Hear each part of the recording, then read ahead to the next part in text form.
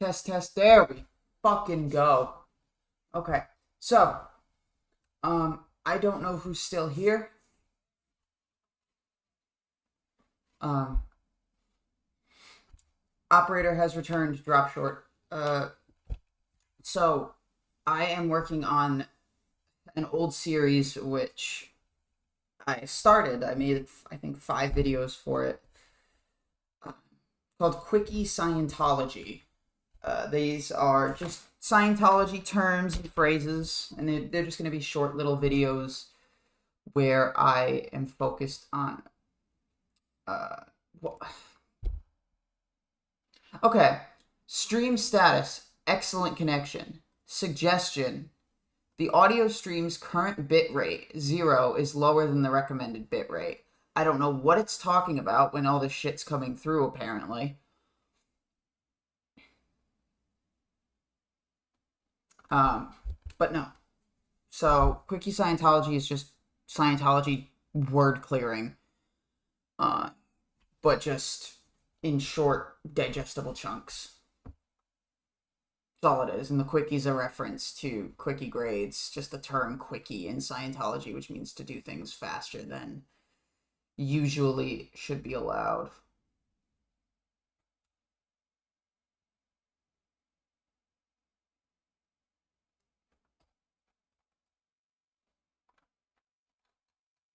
Is this really available for sale now? The Game Sent console atomizer. I want to get this. I've always been curious about trying it because it's got like 6 different scents to it. I see gunfire, explosions, racing forest, and many more, but I'm assuming there's only. It says there's only 6 scents, so I don't know why it says many more when many more means one. Oh, 6 primary, so I'm assuming they may mix them together in order to create what we're looking for.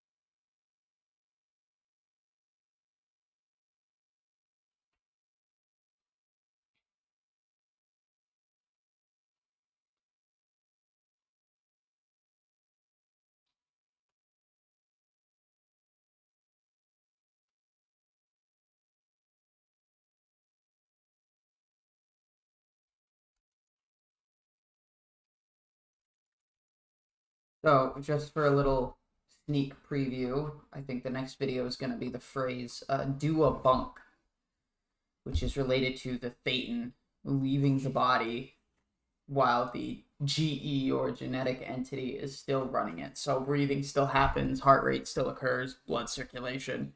It's not like the person died, but the Thetan's just exteriorized.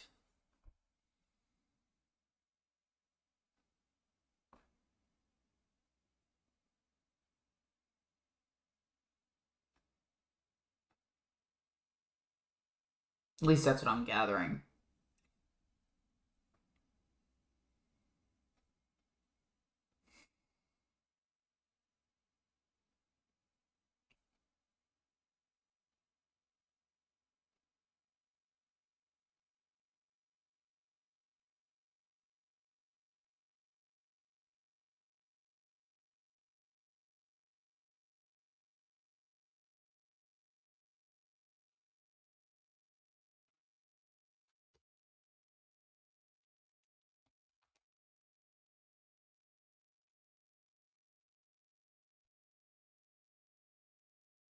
Okay, give me a notification about Facebook and then not actually have anything. I don't know what the fuck you're talking about.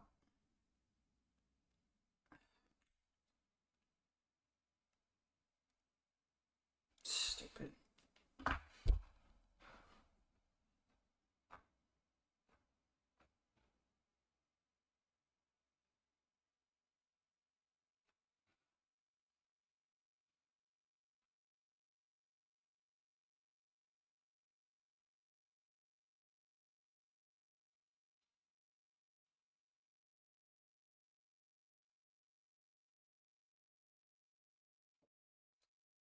Hang on one sec.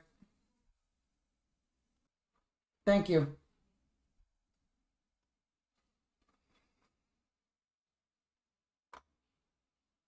All right, we should be back. Back in order.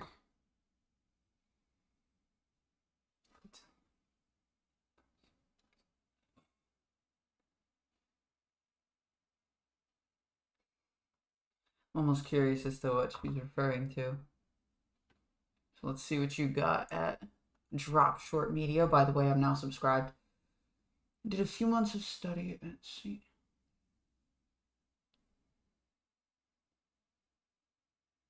How far did you make it at St. Hill Drop Short? Or Brad?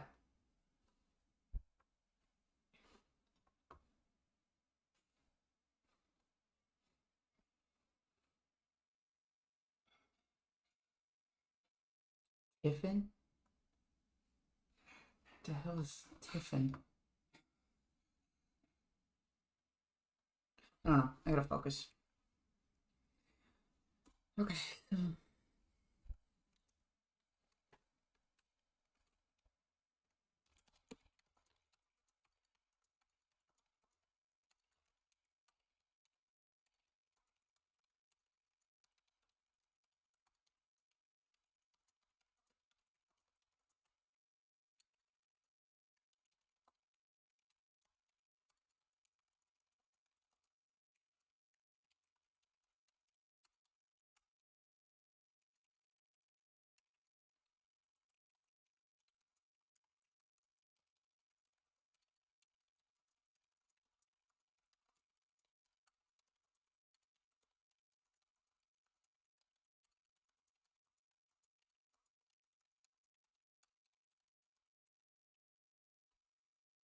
Yeah, troll him. Nice.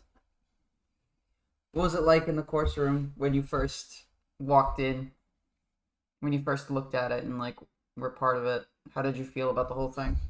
I'm assuming you already knew what you were getting yourself into. It's just it's different to read about it than it is to experience.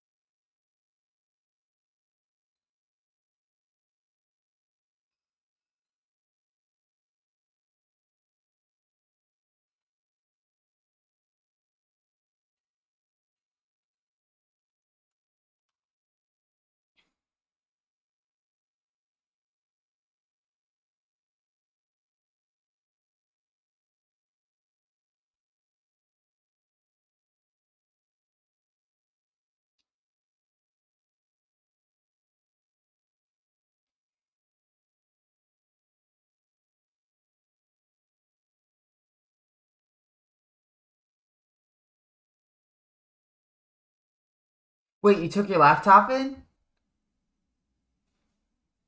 Oh, I'd like to hear about this shit. This will be fun.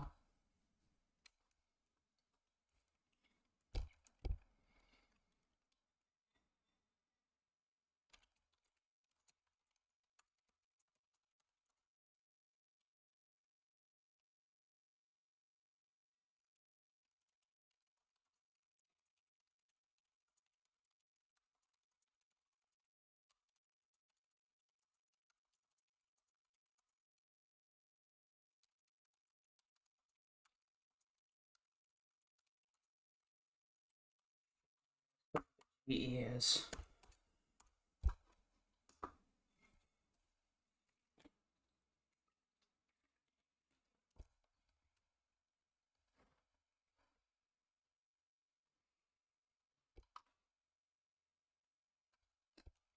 I'm using ChatGPT to help me out and just cross-referencing the terms that it gives.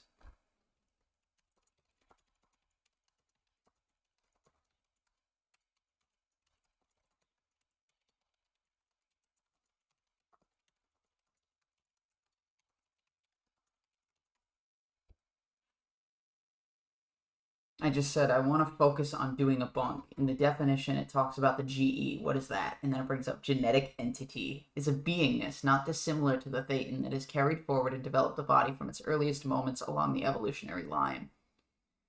Through experience, necessity, and natural selection, it's employed the counter efforts of the environment to fashion an organism best suited for survival. So the GE is what's responsible for evolution and physical adaptations. The goal of the genetic entity is survival on a grosser plane of materiality. It's also referred to as the somatic mind, but it has no real personality and is not the eye of the body. This is the mind of an animal, such as a dog or a cat. I used to have an old netbook to take notes on. I used to sit right at the back, and they hated it. One day they laid on the grass, back being the course room, to try and see what I was doing. Did they end up seeing what you were doing? And that's the thing that I never thought about. It's how often do Scientologists actually take notes? Rather, if not just doing demos and stuff, but how often do they sit there and actually write out notes in like a notebook? Never thought about that until more recently. Because it's like I always hear about people like reading or doing demos, but I don't hear about note taking.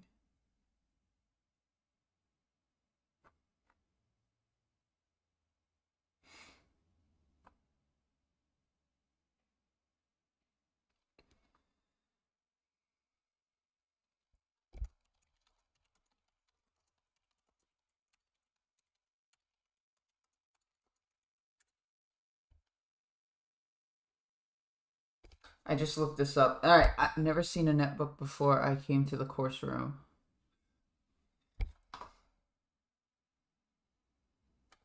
So let me look up the definition of the genetic entity.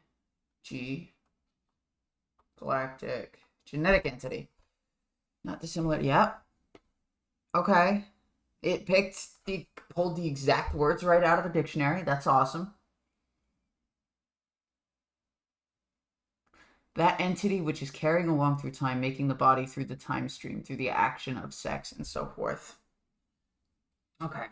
So now that I've got a basic idea of what a GE is, let me do GE. Not the thetan itself, but a... Wait. If it's the somatic mind, how does it relate to... Because I just asked ChatGPT, I said, so the GE kind of sounds like the id in Freud's concept of psychology. Both concepts deal with instinctual survival-driven aspects. So the GE is responsible for physical and survival aspects, having developed and carried forward the body's evolution, focuses on survival and adaptation to the environment, similar to how the id seeks to satisfy basic needs. Okay. Alright. This is very interesting. So my job on Fluffer and Tilty Bird streaming to annoy them until I get told off. Did you see anyone else taking notes in a notebook drop short?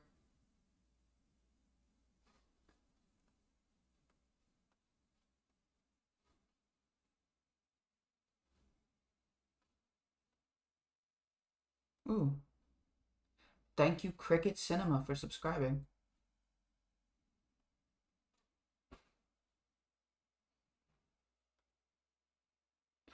Ooh.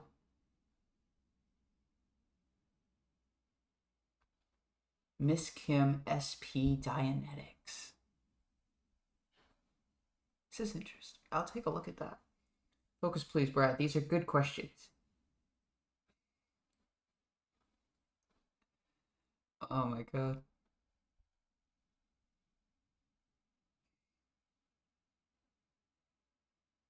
GE is more explicitly linked to the physical body's development and evolution in Scientology, where the id encompasses broader psychological impulses in Freud's theory.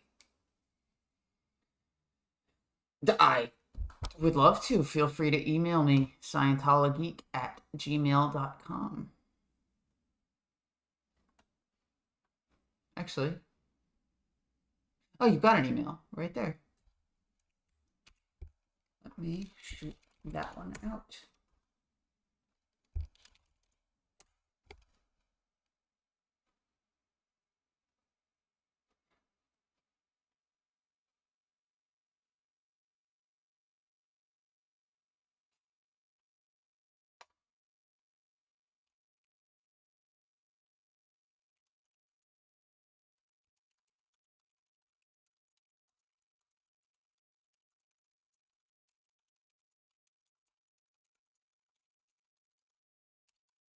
Just shot you an email. I don't charge for my time. Wait, Brad, I thought your job was SP security. Yes, Miss Kim's been doing great read-throughs in between auditing Texas org. I won't charge for my time. I asked for a cup of tea and a slice of cake. Well, I don't claim to be very interesting. It'd be still cool to get the idea. It's different when you're getting the perspective of someone who, it's not that they're going in because they think Scientology can help, but going in to sort of infiltrate. It's a different mindset. It's a different observation. It's a different perspective, I think, that you can provide that not a lot of people have mentioned before, other than the first one that comes to mind is Oh No, Ross and Carrie, when they infiltrated their local Scientology church. I think Ross ended up doing the Purif. Hello, Hell Gear. I'm head of SP security. Alright. GE, not the Thetan itself, but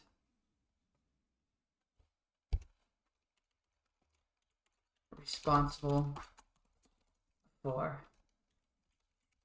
physical and survival aspects, where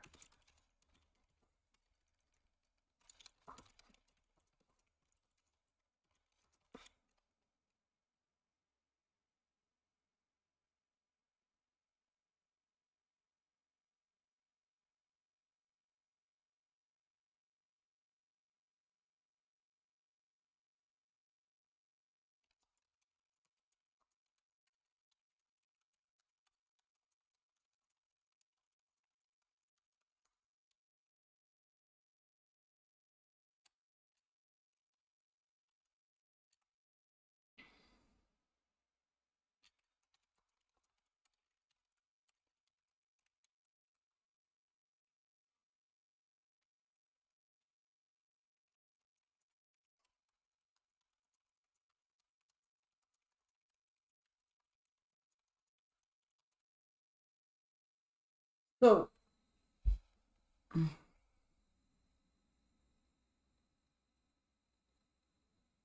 let's get the real the full-on Hubbardian definition in and of itself.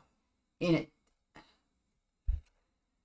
get that first for genetic entity, and then we will work on rephrasing it.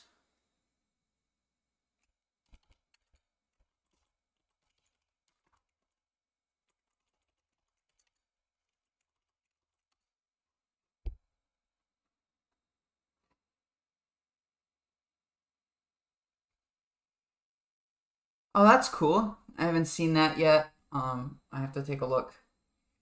I don't tend to keep up with a lot of the protester stuff, mainly just because there's so much of it. I just tend to focus on the theory and history of doctrine, policy, and all that kind of stuff.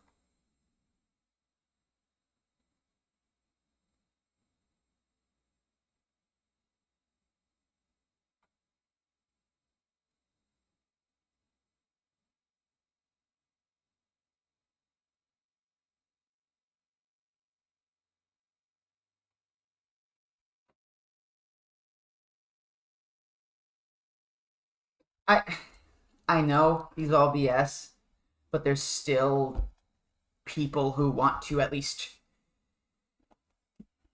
not get the BS, but who have a morbid curiosity about the BS. And that is where my interest comes in. It's not that I believe in it, it's not that I agree with it. It's just that I purely want to understand what the fuck he's talking about. Just to see what Scientologists actually like believe and what they go into.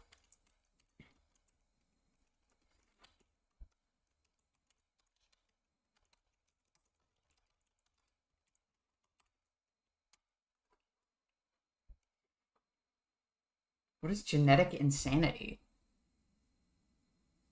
Limited to the case of actually missing parts. A very small percentage of insanity falls into such a category, and its manifestation is mental dullness or failure to coordinate, and beyond these has no aberrative quality whatsoever. Okay.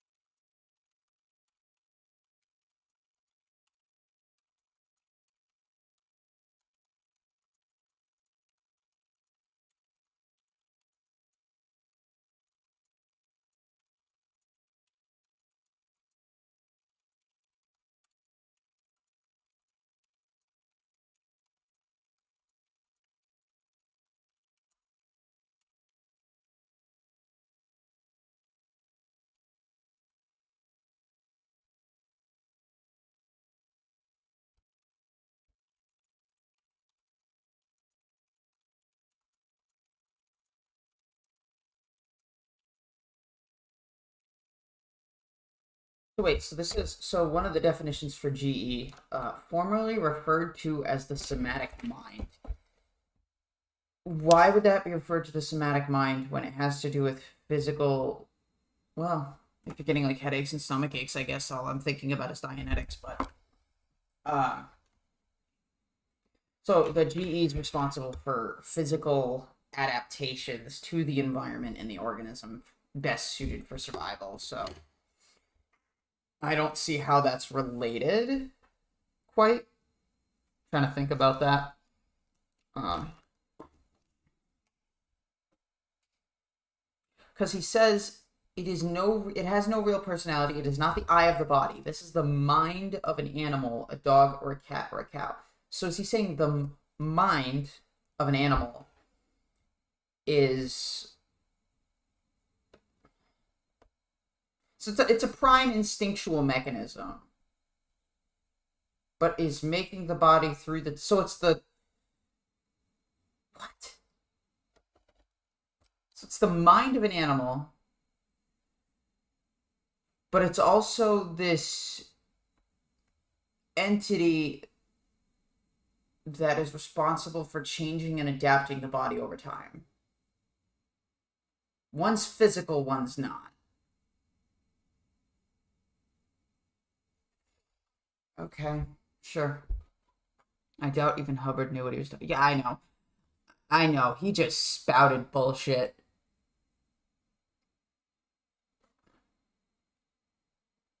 Bite my thumb at him.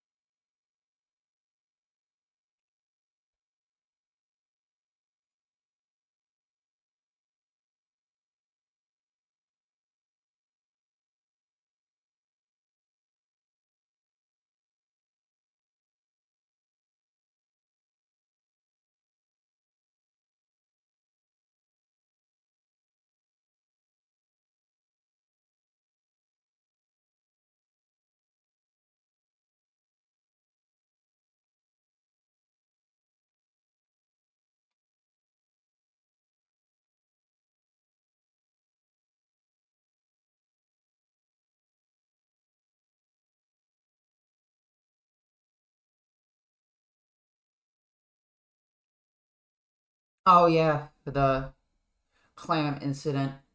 Don't forget about the weepers and the weepers and the boohoos or some shit. The weepies and the boohoos.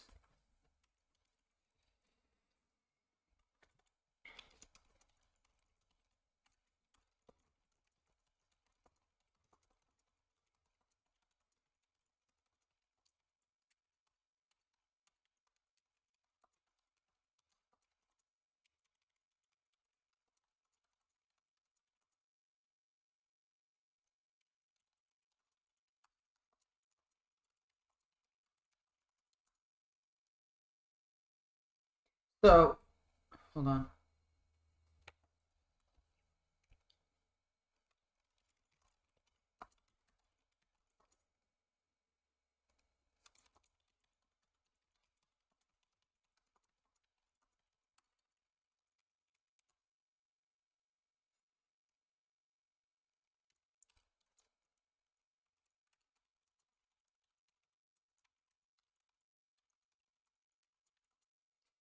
Stardust. Yeah, I mean we technically are. So it's almost a little motivating.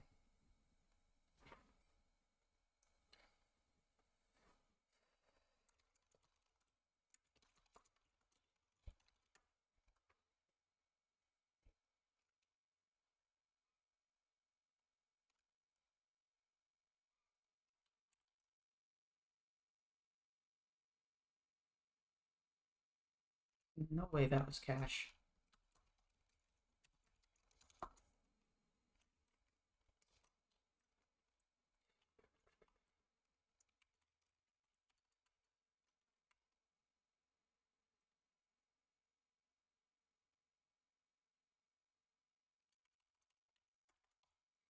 I focused on doing a bunk, and now I'm focused on the genetic entity. I gotta stay on track. The internet's made of cats. Is it? I mean, the very early internet. I used to have a couple of lol cats, little meme books. I think I got one from an airport one time, and I think one of them was, "I can has cheeseburger?" Question mark. Yeah, I used to have books of cat memes. I also used to have a Chuck Norris joke book. Holy shit, I forgot about that.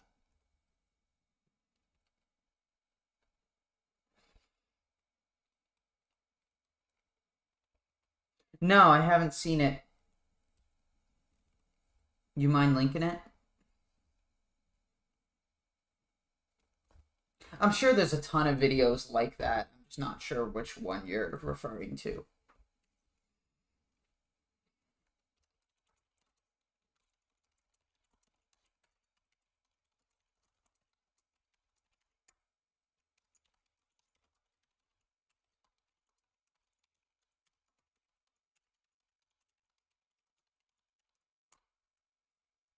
Were you blocking me and Brad? No, no, absolutely not. I am not blocking either of you. I started a stream. I'm going to get distracted. I know that's what's going to happen. I came in here knowing what was going on, and I might make myself more distracted by taking a little bit of oregano here.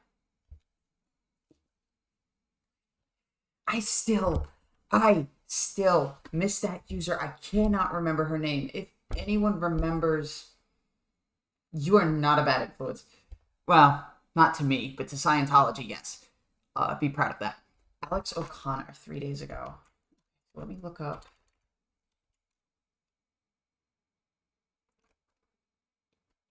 Alex O'Connor AI conscious. Trying to convince ChatGPT it's conscious. Alex O'Connor, where do I. Why do I feel like I recognize this guy?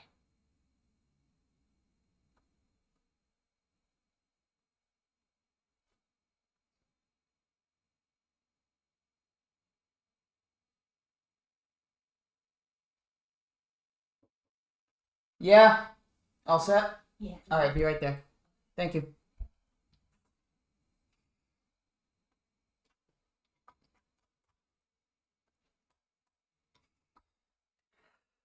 Earth's evolutionary timeline.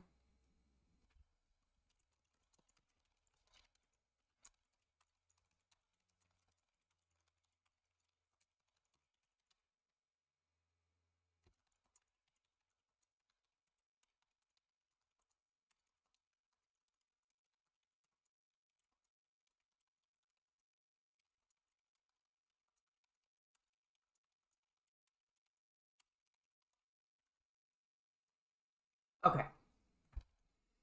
That's a pretty shorter way to think about it. Um,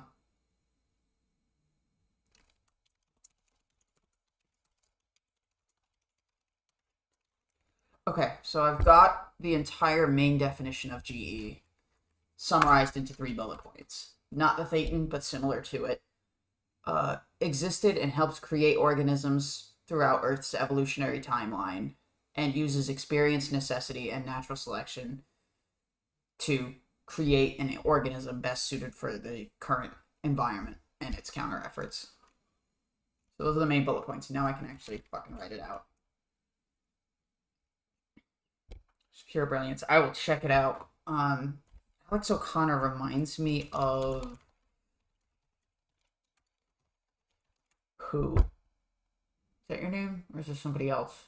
Nope, this is someone else. What the fuck is his name? He's like a famous debate YouTuber. Is it him? Host of the Within Reason podcast. Okay. I swear to God, Alex O'Connor goes by something else.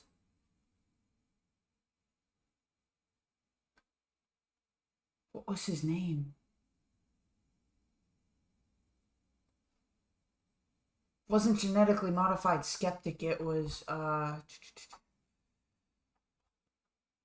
was his name? Oh my God. Was it always Alex O'Connor? Because I swear to God I knew him as something else.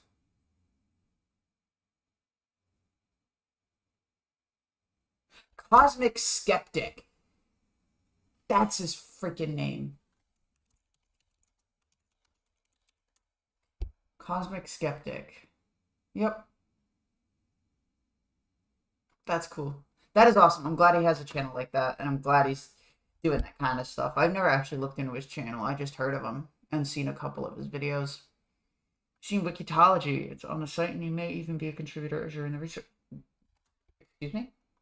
Excuse me, what? Wikitology. Is it in the resources section of SPTV?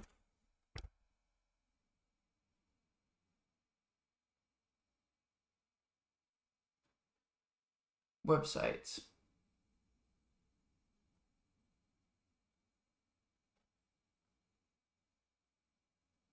Sorry, can you link to me Wikitology, because it's actually I found Scientology on Wikipedia. I'm trying to look up Wikitology. Fucking dog. She's going crazy.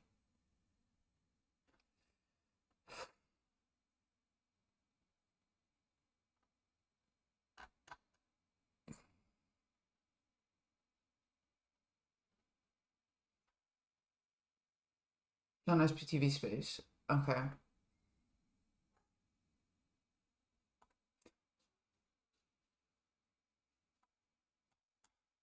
There, you've been made a moderator. A very brief moderator.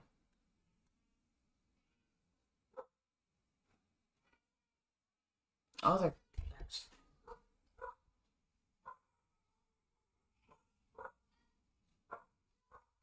Jesus, that Dawson. Oh, the kids are here. Oh my God. Dogs.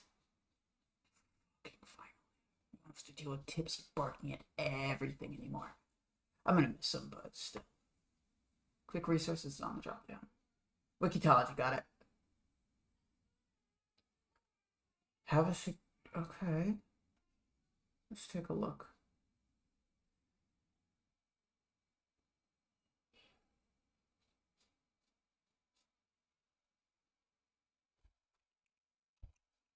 Nope.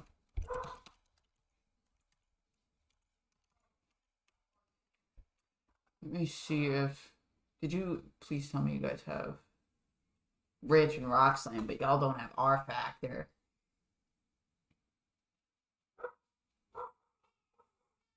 Could definitely use the quickie Scientology videos that I have if they want to add stuff to it. My God, I am so sorry about the dogs. Dogs go freaking nuts right now.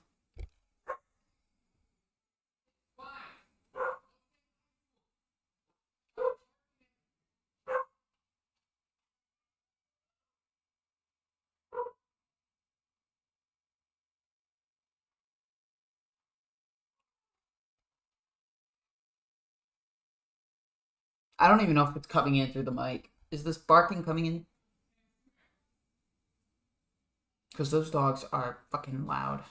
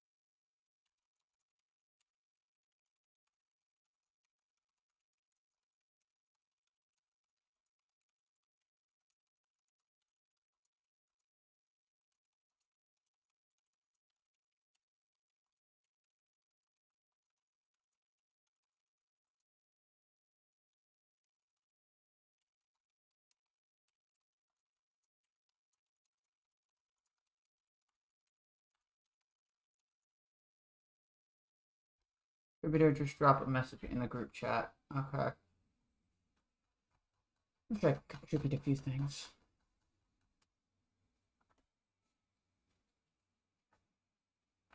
Actually, wait a minute. Let me go to my creds for the website.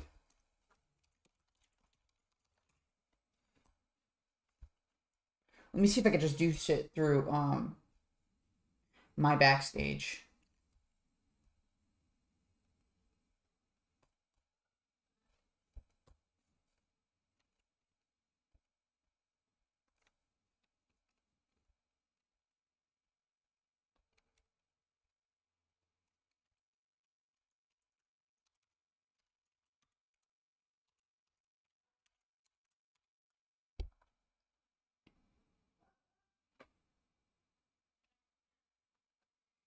Dashboard, we got my resources, pages.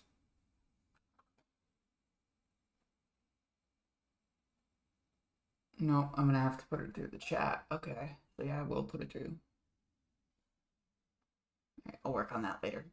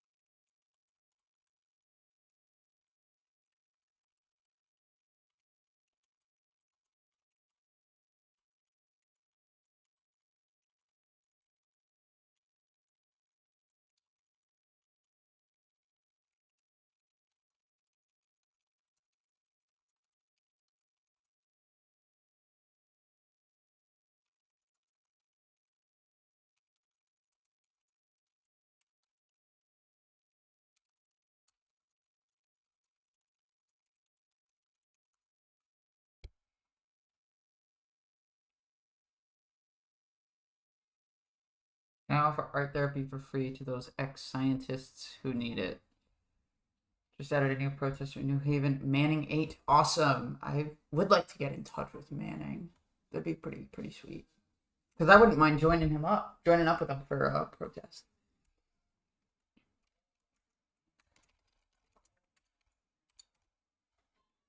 Let me save that. Manning 8. Oh, wait a minute. Okay. Let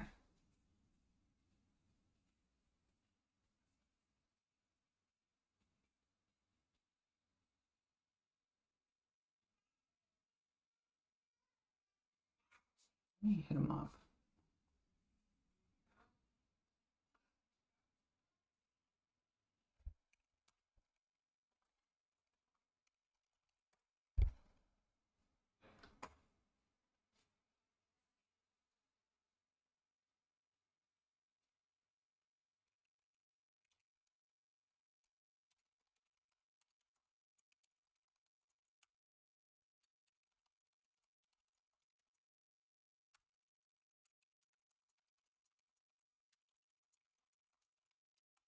Why am I sending this out again?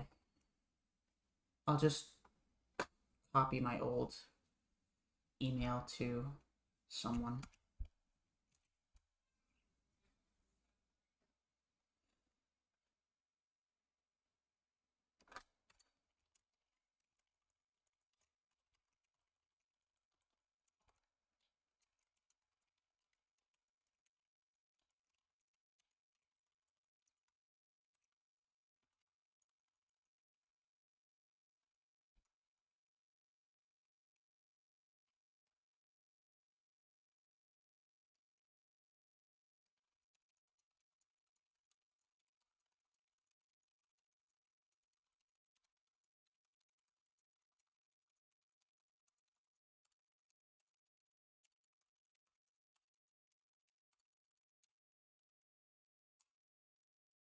Sent.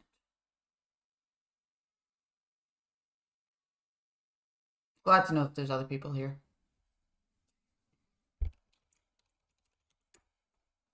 I will be right back.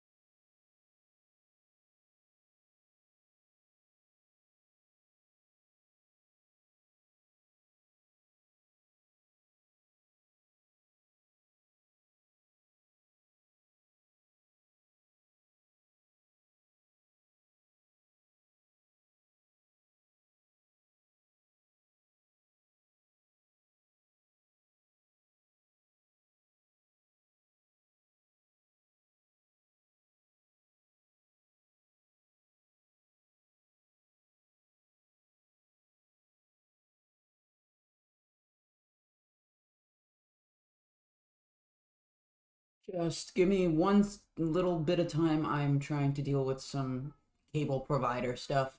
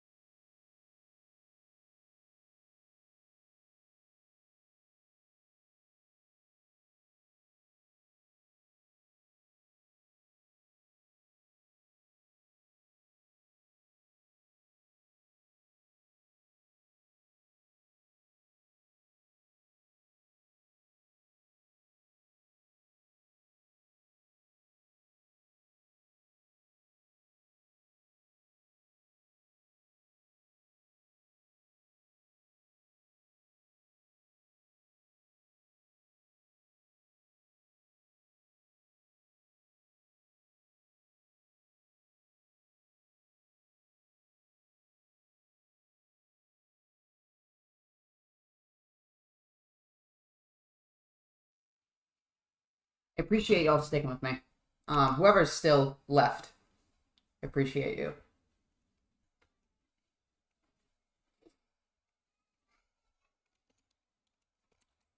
It feels like every time I stream, something always happens where I have to step away for like an extended period.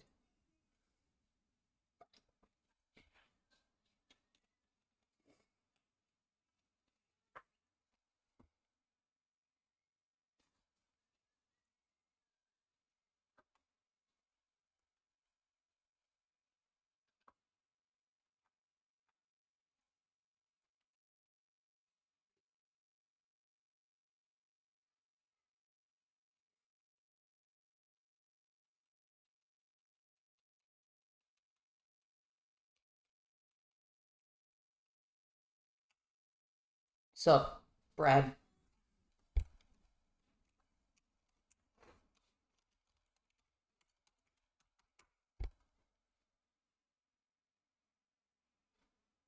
Good. Alright, so we are going to star that because that is the new service.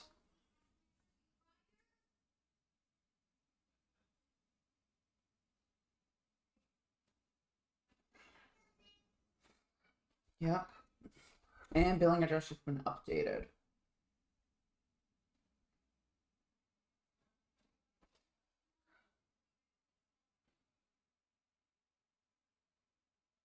Um, give me a minute. I'll be back in a minute.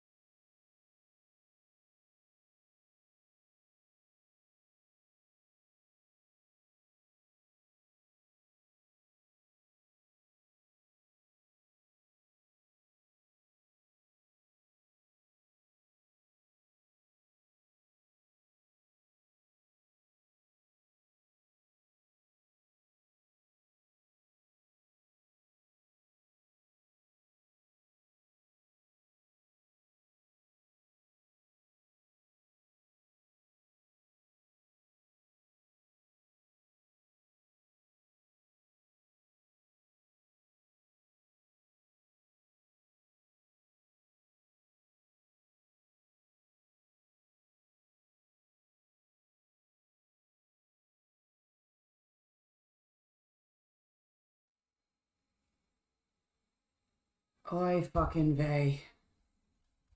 We are back again because the stupid company made the billing address different than the service address, so they had to switch it over.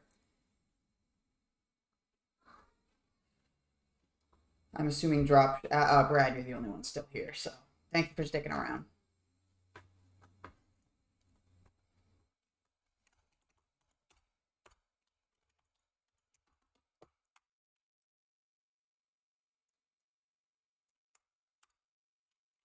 Oh, sup, Fluffer? Good to see you. Good to have you staying in for a bit.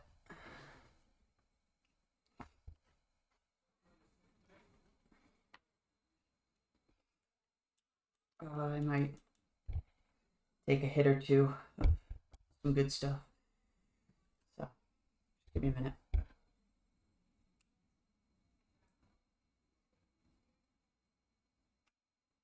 you want to de-wrench me before? Nah, I trust you.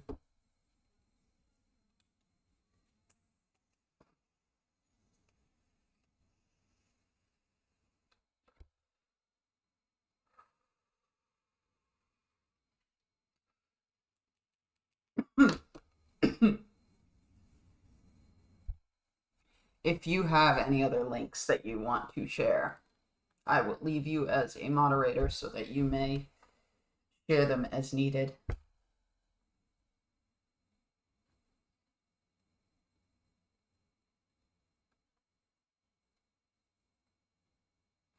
I'm trying to think of a way to say this. I want to say something in the series introduction for episode 6. When I go to explain what the series is, I almost want to say de-Hubbardizing definitions.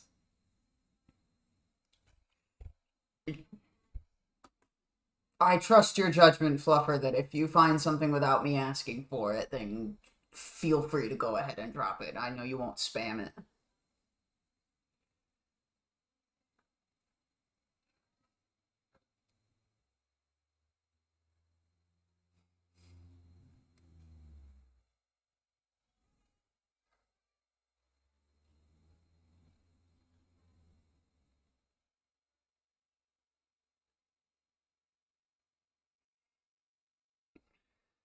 Oh my god. Yeah, I don't want an ad for an ad blocker either. Ooh.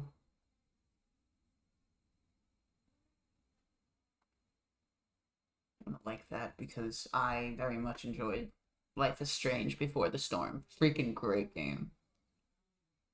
Just the Life is Strange series was really good. But I think my favorite has to be True Colors. I don't know if anyone's played that, but yeah, Life is Strange True Colors. I haven't played Life is Strange 2. I've played the first game, Before the Storm. Yeah, and True Colors.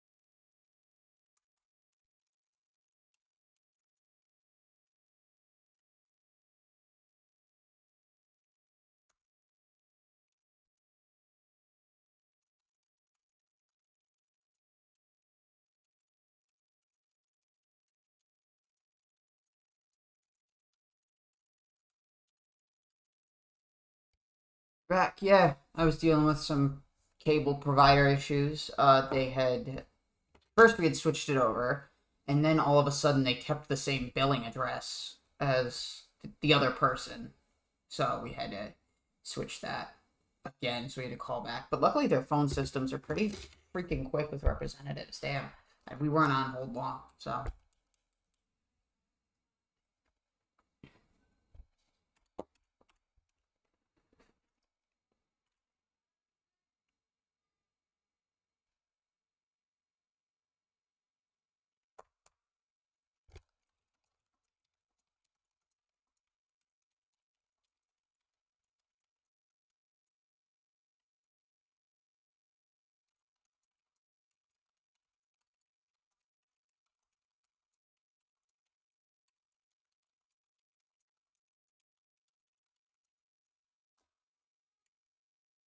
ooh, I could throw a couple jabs in here.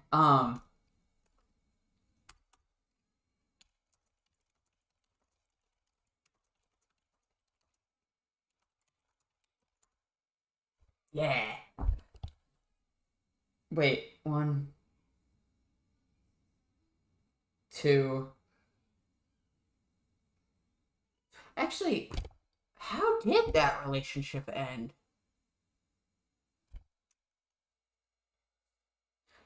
Hubbard's relationship with Sarah Northrup.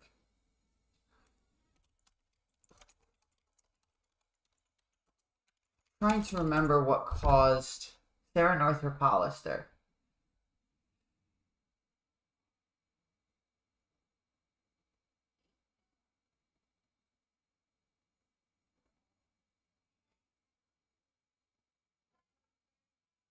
Marrying bigamously a year later while he was married to his first wife, yeah.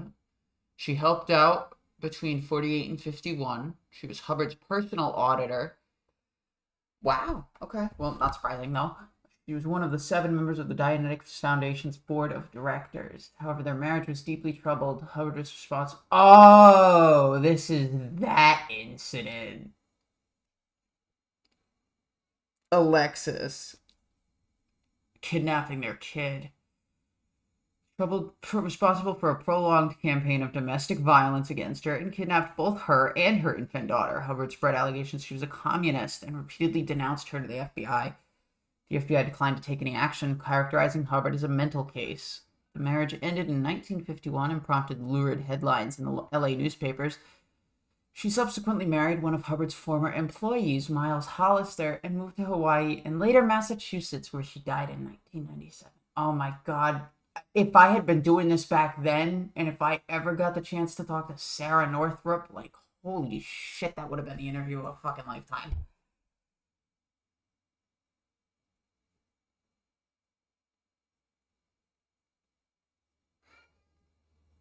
She was imprisoned in 1928 for financial fraud. Not gonna read that. Jack Parsons.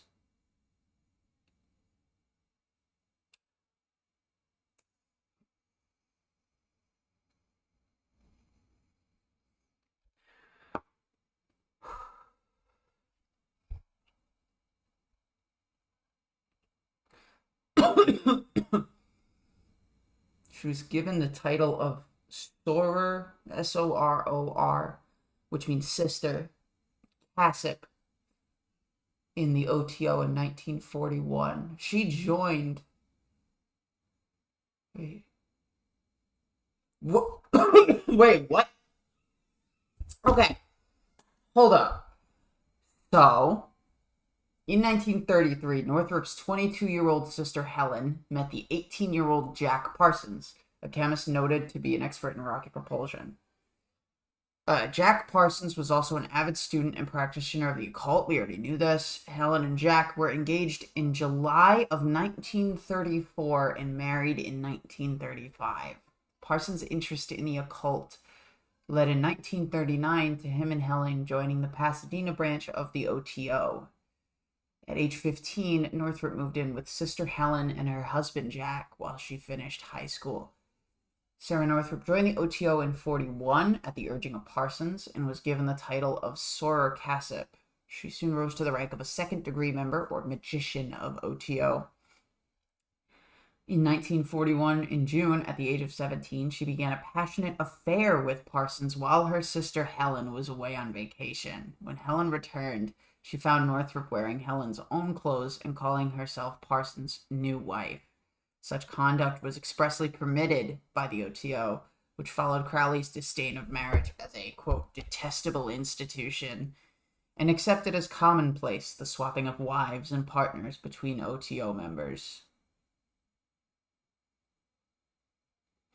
So, wait. Hold up. So Jack was born in 1914. He was born in 1914. So 1941.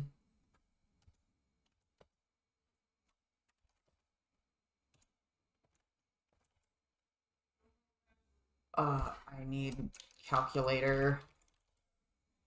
27. So he was 27 years old when he started dating a 17-year-old. So Hubbard's second wife's sister was married to Jack Parsons. And then Helen's sister, Sarah, also joined the OTO and had an affair with Parsons. Oh my god. You gotta figure. She joined in 41, so she was 16? 16? 17?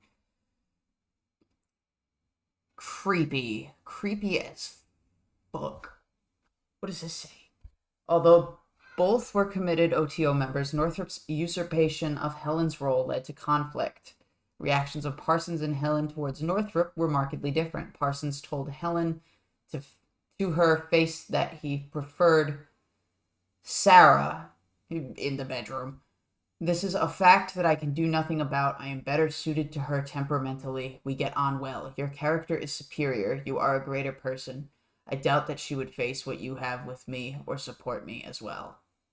Some years later, addressing himself as you, Parsons told himself that his affair with Northrup, whom he called Betty, marked a key step in his growth as a practitioner of magic. Betty served to effect a transference from Helen at a critical period. Your passion for Betty also gave you the magical force needed at the time, and the act of adultery tinged with sibling on sibling stuff, I guess, served as your magical confirmation in the law of Thelema. Damn. In 1942, Agape Lodge moved into the house at 1003 South Orange Grove Avenue, a rambling mansion next door to the estate of Adolphus Bush. Parsons subdivided the house into 19 apartments. So this is the house. 19 apartments, which he populated with a mixture of artists, writers, scientists, and occultists. She made a striking impression on the other lodgers. George Pendle describes her as feisty and untamed, proud and self-willed. She stood 5'9", had a lithe body and blonde hair, and was extremely candid. The fuck is lithe?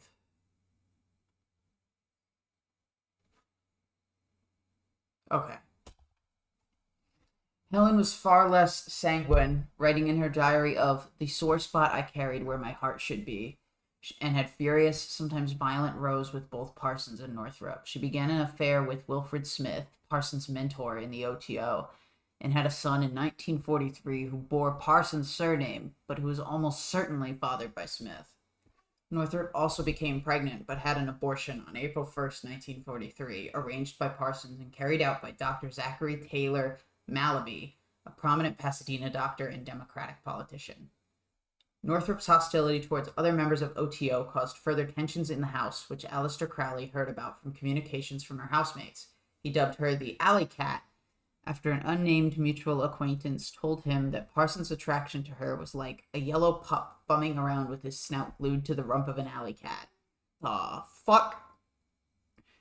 Concluding that she was a vampire, which he defined as an elemental or demon in the form of a woman who sought to lure the candidate to his destruction. He warned that Northrup was a grave danger to Parsons and to the great work which the OTO was carrying out in California. Yeah, I forgot how I don't think I ever learned how Sarah's relationship ended with Parsons. Similar concerns were expressed by other OTO members. OTO's U.S. head Carl Germer labeled her an ordeal sent by the gods. So make a really good movie. Hello, Dusty Soda Dispenser, whoever the hell you are. I'm gonna change this. Hold on. LRH, second wife.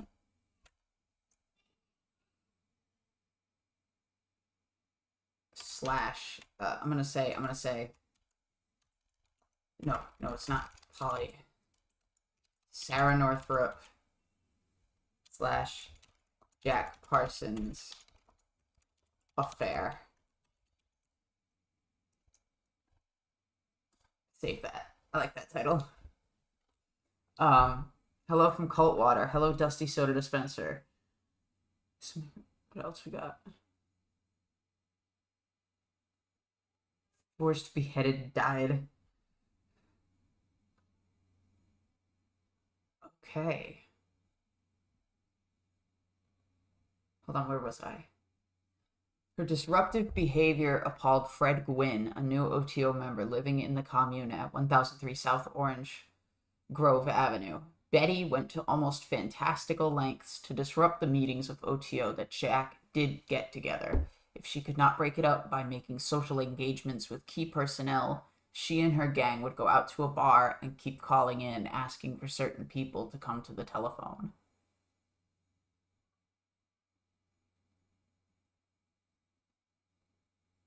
Wow. Wait a minute. Yeah, I do know how it ended. Fucking. Yeah, Hubbard stole Parsons. What the? Hubbard stole. Goddamn it, stole Northrup, not Parsons. Um. Damn. Wait, what? All right, hold up. We're gonna get into the Hubbard section for a minute. In August of 1945, Northrop met Hubbard for the first time. He'd visited the house at the behest of Lou Goldstone, a well-known science fiction illustrator, while on leave from his service in the U.S. Navy. Parsons took an immediate liking. Hold on one second. I'm just trying to adjust shit. What does it say? Sorry. Parsons took an immediate liking to Hubbard and invited him to stay in the house for the duration of his leave. Hubbard soon began an affair with Northrup after beginning, quote, affairs with one girl after another in the house. He was a striking figure who habitually wore dark glasses and carried a cane with a silver handle, the need for which he attributed to his wartime service. Of course he fucking did. As Northrup later put it, quote, he was not only a writer, but he was the captain of a ship that had been downed in the Pacific, and he was weeks on a raft and had been blinded by the sun, and his back had been broken. Jesus. She believed all of it, though none of his claims of wartime action or injuries were true. Parsons was deeply dismayed, but tried to put a brave face on the situation, informing Aleister Crowley, about 3 months ago, I met Captain L. Ron Hubbard, a writer and explorer of whom I had known for some time. He is a gentleman, he has red hair, green eyes, is honest and intelligent, and we have become great friends. He moved in with me about 2 months ago, and although Betty and I are still friendly, she has transferred her sexual affection to Ron. I think I have made a great gain, and as Betty and I are the best of friends, there is little loss. I cared for her rather deeply, but I have no desire to control her emotions, and I can, I hope, control my own. I need a magical partner. I have many experiments in mind.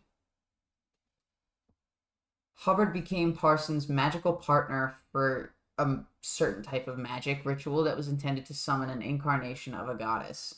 Although they got on well as fellow occultists, tensions between... Wait, was this the Scarlet Woman shit?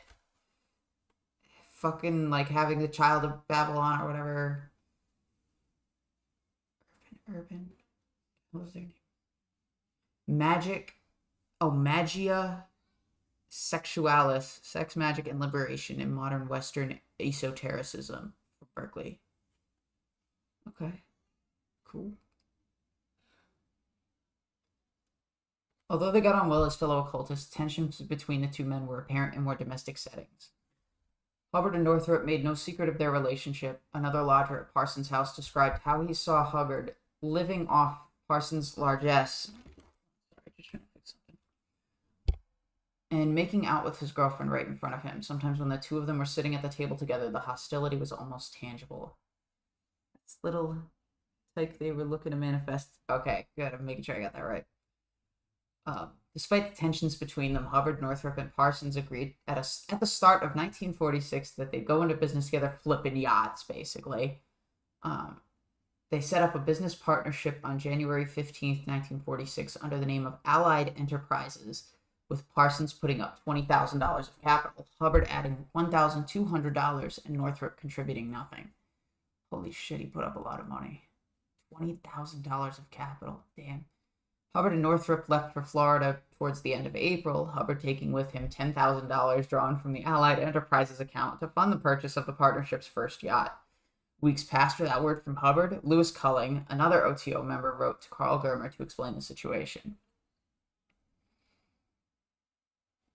Oh, without word from Hubbard. And Lewis Culling, who was another OTO member, wrote to Carl Germer about the situation. As you may know by this time, Brother John signed a partnership agreement with this Ron and Betty, whereby all money earned by the three for life is equally divided between the three. As far as I can ascertain, Brother John has put in all of his money. Meanwhile, Ron and Betty have bought a boat for themselves in Miami for about $10,000 and are living the life of Riley, while Brother John is living at rock bottom. And I mean rock bottom. It appears that originally they never secretly intended to bring this boat around to the California coast to sell at a profit, as they told Jack, but rather to have a good time on it and on the East Coast. Germer informed Crowley, who wrote back to opine, "It seems to me on the information of our brethren in California that Parsons has gotten illumination in which he has lost all his personal independence. From our brother's account, he has given away both his girl and his money. Apparently, it's the ordinary confidence trick." Parsons initially attempted to obtain redress through magical means, carrying out a banishing ritual of the pentagram to curse both Hubbard and Northrup. He credited it with causing the couple to abort an attempt to evade him. Hubbard attempted to escape me by sailing at 5 p.m., and I performed a full evocation to Bartzabel within the circle at 8 p.m. I'm sorry, all I could think of is frickin' from last podcast on the left talking about Hubbard and this moment. I performed a full evocation of Bartzabel within the circle at 8 p.m. At the same time, so far as I can check, his ship was struck by a sudden squall off the coast, which ripped off his sails and forced him back to port, where I took the boat in custody. Here I am in Miami, pursuing the children of my folly. They cannot move without going to jail. However, I am afraid that most of the money has already been dissipated. Northrup later recalled that the boat had been caught in a hurricane in the Panama Canal, damaging it too badly to be able to continue the voyage. Parsons subsequently resorted to more conventional means of obtaining redress and sued the couple on July 1st in the Circuit Court for Dade County. His lawsuit accused Hubbard and Northrup of breaking the terms of their partnership, dissipating the assets, and attempting to abscond. The case was settled out of court 11 days later, with Hubbard and Northrup agreeing to refund some of Parsons' money while keeping a yacht called the Harpoon for themselves. So how much were they refunding? The boat was soon sold to ease the couple's shortage of cash. Northrup was able to dissuade Parsons from pressing his case by threatening to expose their past relationship, which had begun when she was under the legal age of consent. Hubbard's relationship with Northrup, while legal, had already caused alarm among those who knew him. Virginia Heinlein, the wife of the science fiction writer Robert Heinlein, regarded Hubbard as a very sad case of post-war breakdown and Northrup as his latest man-eating tigress. Wow. Okay. I could spend the rest of the day reading this, like, Sarah Northrup Hollister article. Forgot we were still on that. Thought we were just talking about Hubbard now. Where are we? Because I'm going to keep going. I don't care. Hubbard's financial troubles were reflected in his attempts to persuade the Veterans Administration to increase his pension award on the grounds of a variety of ailments in which he said were preventing him finding a job. He persuaded Northrup to pose as an old friend, writing in support of his appeals. In one letter, she claimed untruthfully to have known Lafayette Ronald Hubbard for many years and described his supposed pre-war state of health. His health and emotional difficulties were reflected in another, much more private document, which has been dubbed the Affirmations, which we know. If you know about Hubbard and you know about the Affirmations, they're some of the fucking funniest self-hypnosis things. No snakes living at the bottom of your bed and talking about, like, how he has no more need for the Navy and all that crazy shit. Wait, please do what? Okay. It is thought to have been written around 1946 to 1947 as part of an attempted program of self-hypnotism. His bedroom difficulties with Northrup, for which he was taking testosterone supplements, are a significant feature of the document. He wrote, "Sarah, my sweetheart, is young, beautiful, desirable. We are very gay companions. I please her physically until she weeps about any separation. I want her always, but I am 13 years older than she is. My libido is so low, I hardly admire her without clothes." Around the same time, Hubbard proposed marriage to Northrup. According to Northrup's later recollections, she repeatedly refused him, but relented after he threatened to end it. She told him, "All right, I'll marry you if that's going to save you." They were married in the middle of the night on August 10th, 1946 at Chestertown, Maryland, after awakening a minister and roping in his wife and housekeeper to serve as witnesses.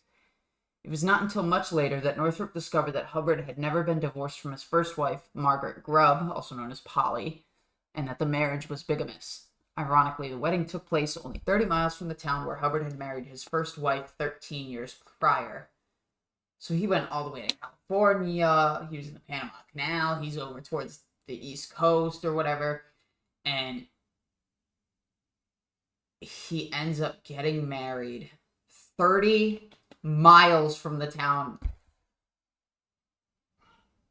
where Hubbard had married his first wife. Holy shit.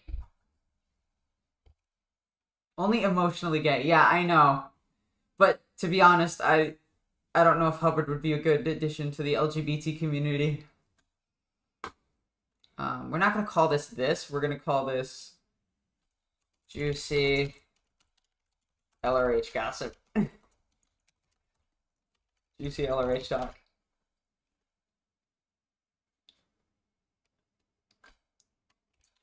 LRH Talk. There we go. Okay, the wedding attracted... Alright, actually, no, I do have to write these down because this is extremely fucking fascinating to me. So, first off, copy this. Go to people, the letter H, Hubbard family, Lafayette. Sarah Northrup Hollister, but it needs to be this section there.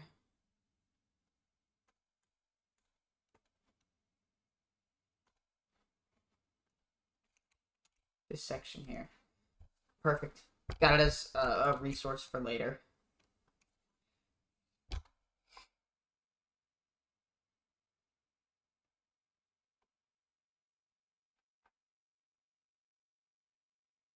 The wedding attracted criticism from L. Sprague du Camp, another science fiction colleague of Hubbard's, who suggested to the Heinleins that he supposed Polly was tiresome about not giving him his divorce so he could marry 6 other gals who were all hot over him. How many girls is a man entitled to in one lifetime anyway? Maybe he should be reincarnated as a rabbit. The couple moved repeatedly over the following year, first to Laguna Beach, California, then to Santa Catalina Island, California, New York City, Stroudsburg, Pennsylvania, and ultimately to Hubbard's first wife's... What?!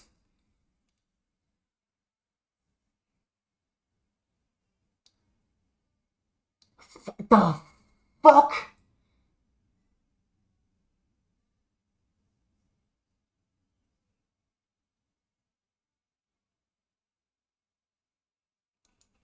Alright, nope, I gotta take notes for this shit.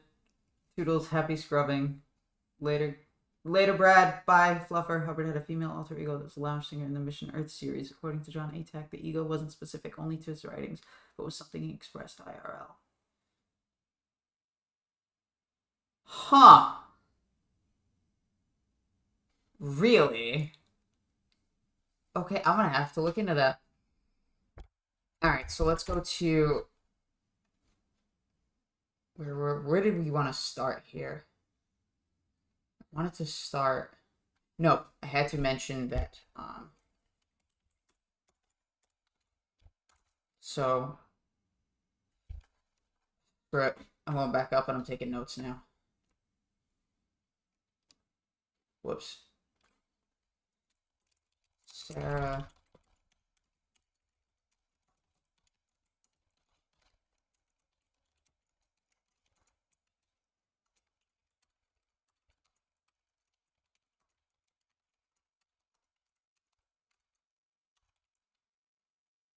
Actually, I have to put that under Sarah Northrup. I'm going to save that, though. N. I only have Carol Nyberg. Okay, so let me... Why did I put this person's name? Who are they?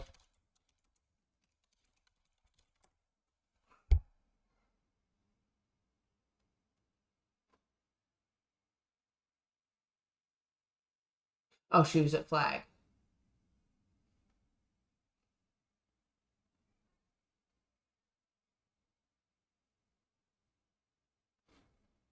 Got it. So we needed new child node, and it's called Sarah Northrup. Hollis. There.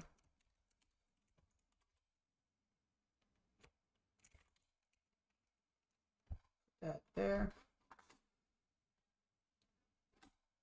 Paste that. Sister Helen met Jack Parsons in 1933. Helen and Jack engaged in 07,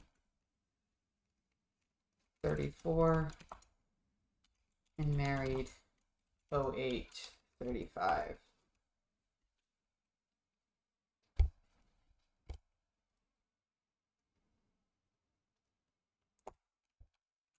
Both joined Pasadena OTO in 39.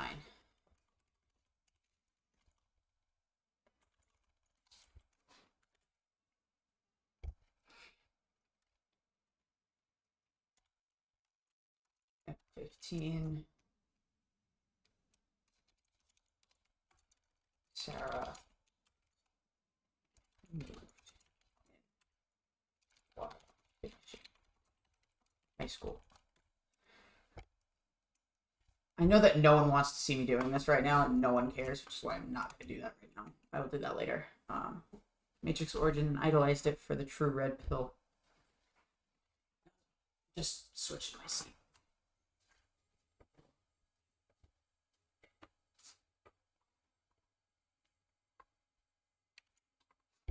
Wait.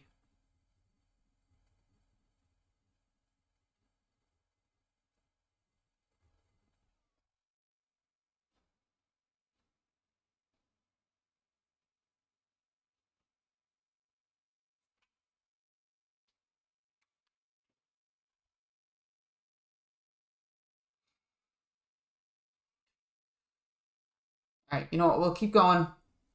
I'll work on the section. I'll finish the section that we were doing. So the couple moved repeatedly and moved back to Hubbard's first wife home at South Colby in Washington.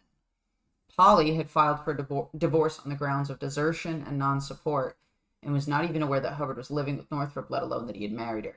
The arrival of Hubbard and Northrup 3 weeks after the divorce was filed scandalized Hubbard's family, who deeply disapproved of his treatment of Polly. Northrup had no idea of Hubbard's first marriage or why people were treating her until his son, L. Ron Hubbard Jr., told her that his parents were still married.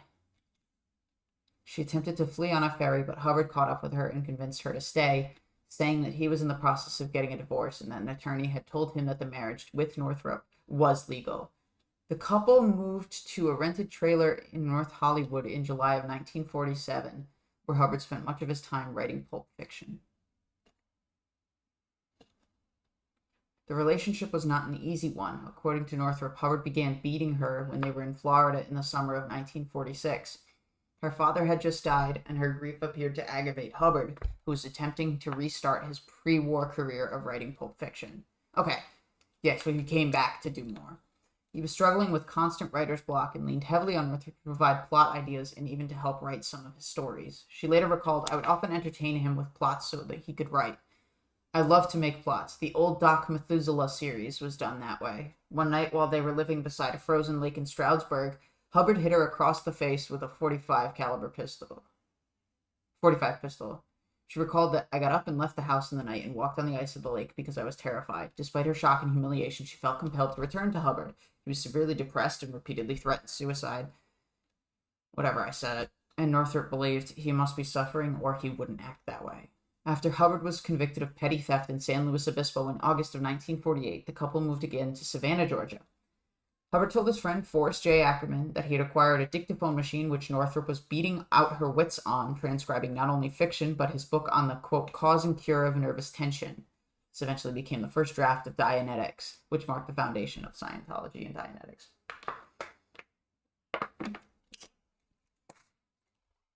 Okay. Very interesting.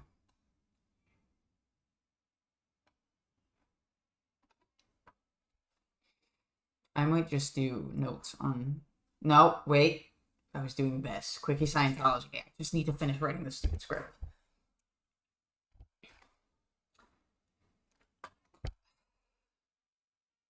Why?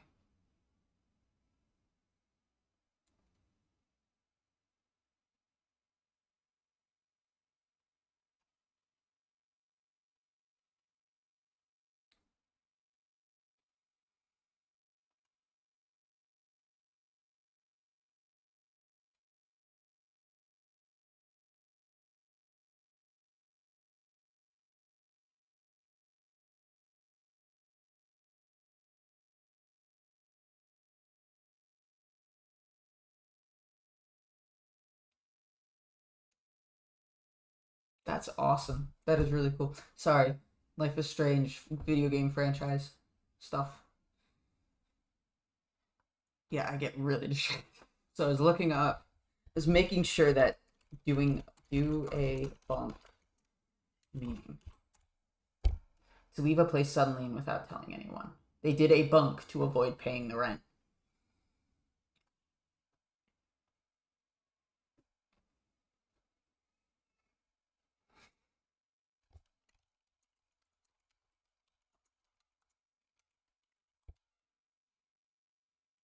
It all started from that.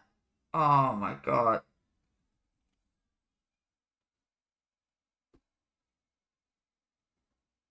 I wrote, this is more, doing a bunk is more commonly known as English slang for running away or deserting, just like Hubbard did to his first wife. Okay.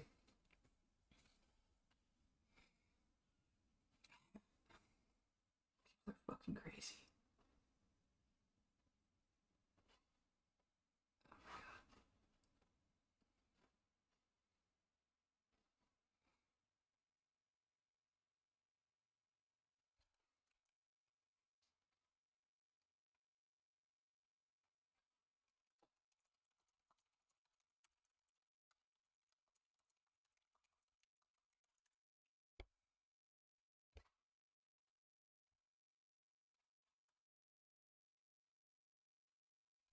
The fuck? ChatGPT, why? Why you let me down, man?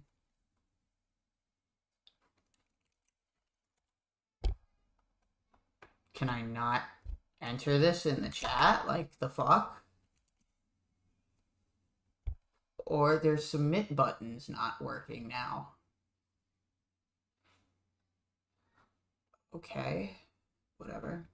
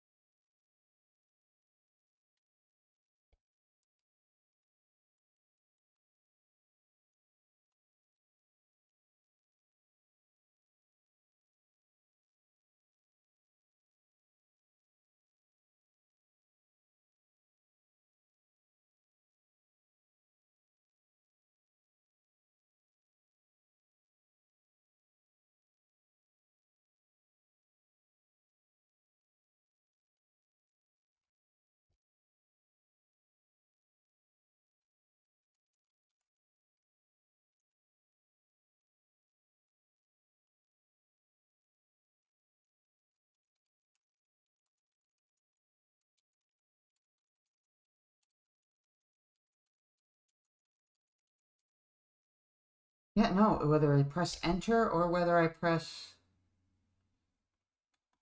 the submit arrow, it's just not sending.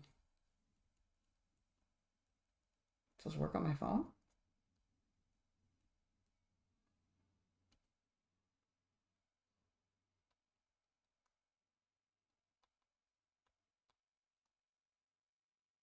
Works on my phone just fine. Why does it not work on PC?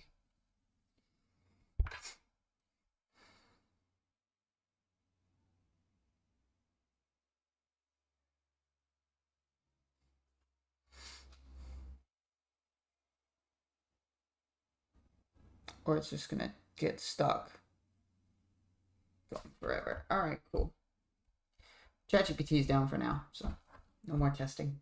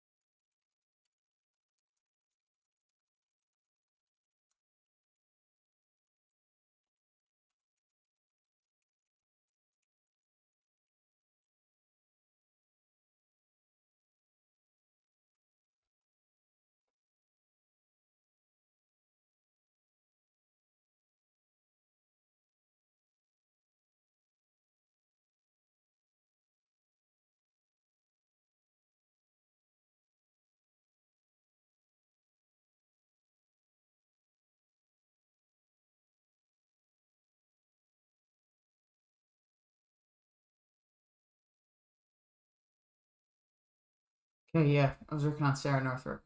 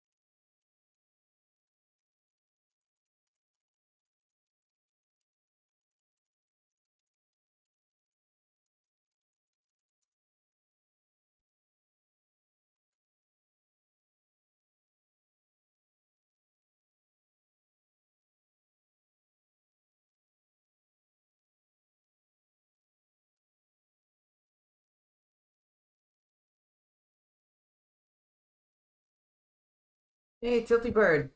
It's good for you to join. Look up and see emotionally gay and almost choke on my coffee. Tea spilled. All right. Um. So Tilty Bird, I'm assuming that I'm assuming you already are aware of Hubbard's involvement in the OTO with Jack Parsons and Sarah Northrup and all that kind of stuff. Basically, uh, freaking what happened is Sarah has a sister Helen, who was 22 at the time. Um, she met Jack Parsons, who was 18. So Helen was 22, Jack was 18. They were engaged in July of 34, married in April 35. In 1939, he and Helen joined the Pasadena OTO. At 15, Sarah Northrup moved in with them while she was finishing high school. Basically, Jack Parsons started an affair with Sarah Northrup when Sarah was 17. Meanwhile, he was already screwing around with her older sister, which was new to me. Um, but yeah, so that started that. And then Hubbard came into the picture. Uh, Rituals, stealing Sarah, doing the yacht thing. There's something else too. Yes. So when he married Sarah Northrup in Chestertown, Maryland, um, there. Hold on. Yeah. So the wedding took place 30 miles from the town where Hubbard married his first wife 13 years prior. Um, they moved in the following year to Laguna Beach, California, Santa Catalina Island, which is also in California, New York City, and Stroudsburg, Pennsylvania, and ultimately to South Colby, Washington, Hubbard's first wife's, Polly's, home. They moved. He had the fucking gall to move with his second wife to his first wife's house.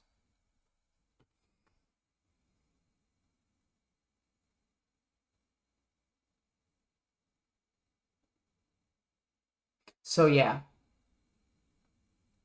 that's the basic T, not counting all the domestic abuse.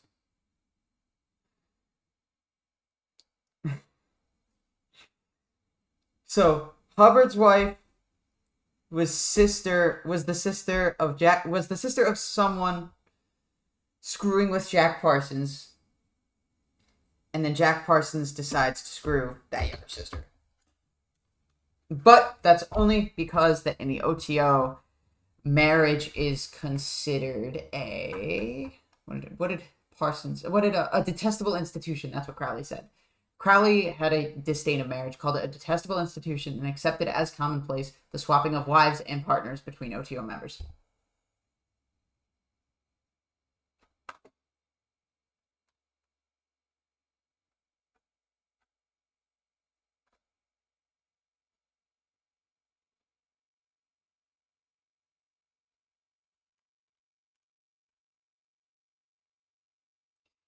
Pretty much.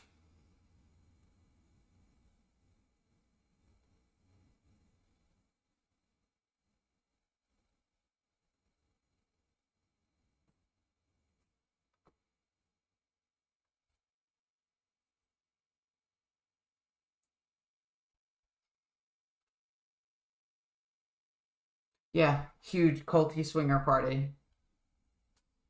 I wasn't expecting this. The fact that he moves back to Polly's, why? Why would you?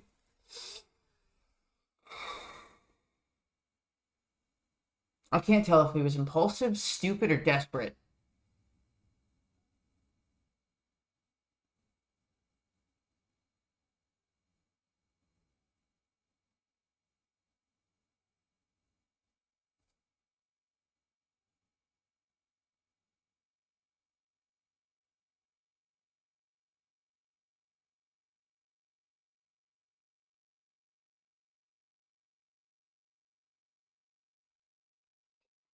freaking crazy out there. Okay. Back to notes.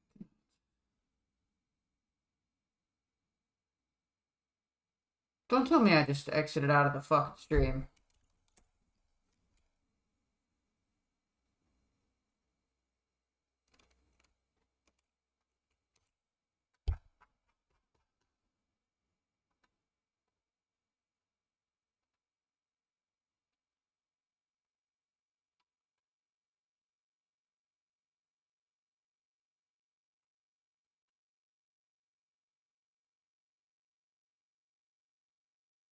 Why can I not get to...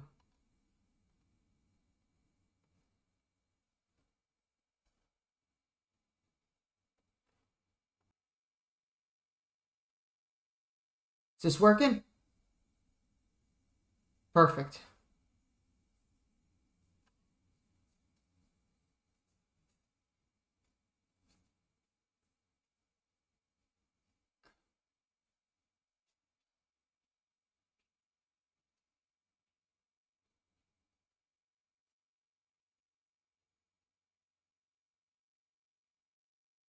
There's a swinger scene in The Grinch?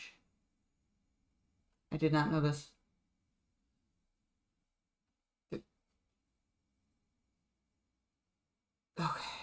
Oh my god. He's fucking doing stupid shit.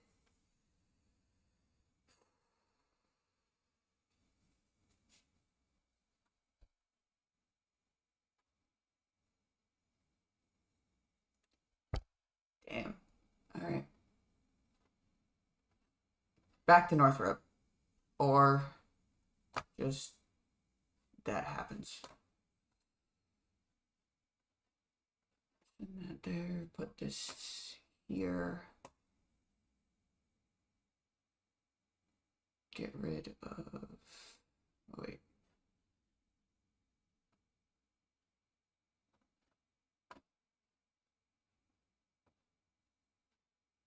Here we go. Don't want that there. I want that up here. This down here. And I want that over there.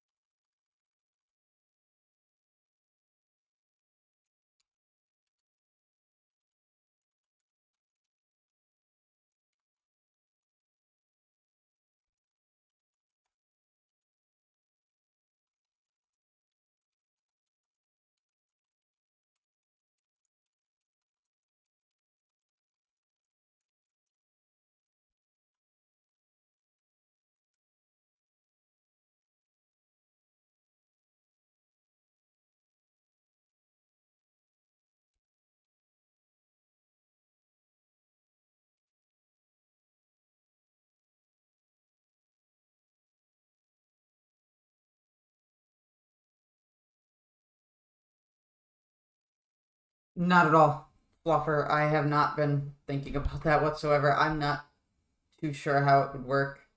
I guess it would only just be... How about... I think it would be the regular Scrabble, just with a Scientology dictionary extension.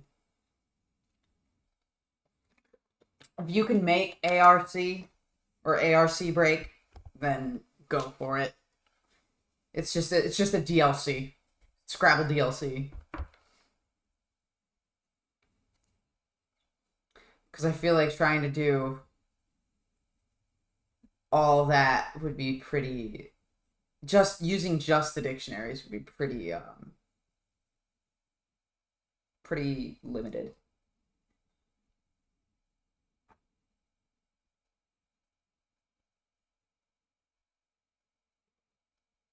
You'd use words like us. To be honest, I probably wouldn't even think about it. About abbreviation. Abbreviations are fine. Phaeton for a 420 word score. Yo. Salute.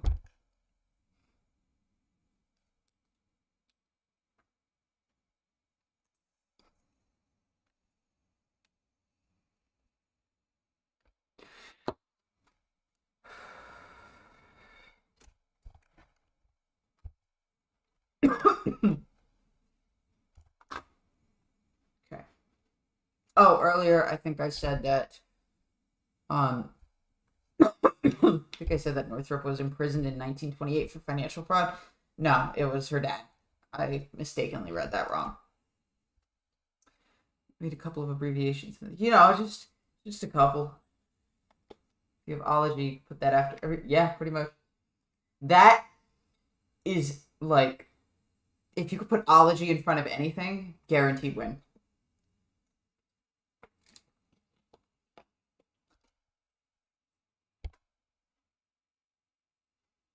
But then again, that would just be the whole of the game. Just to swap out letters until you have what you need.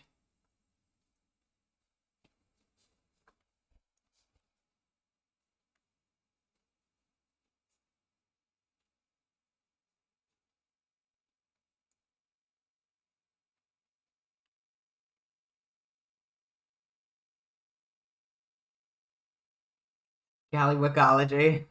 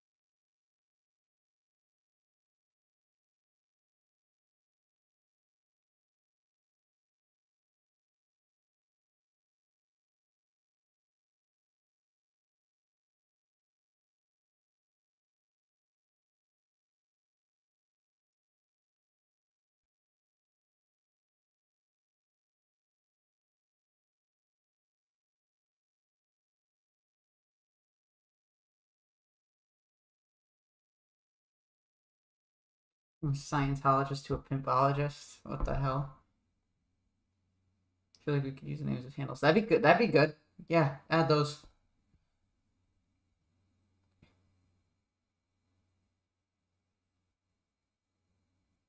Absolutely.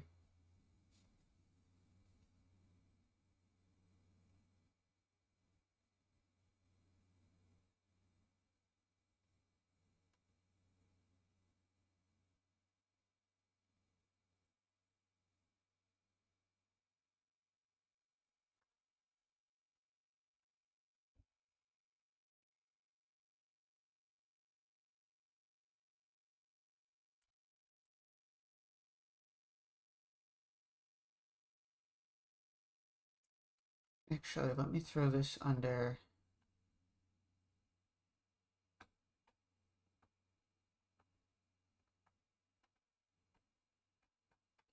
Create a new category called.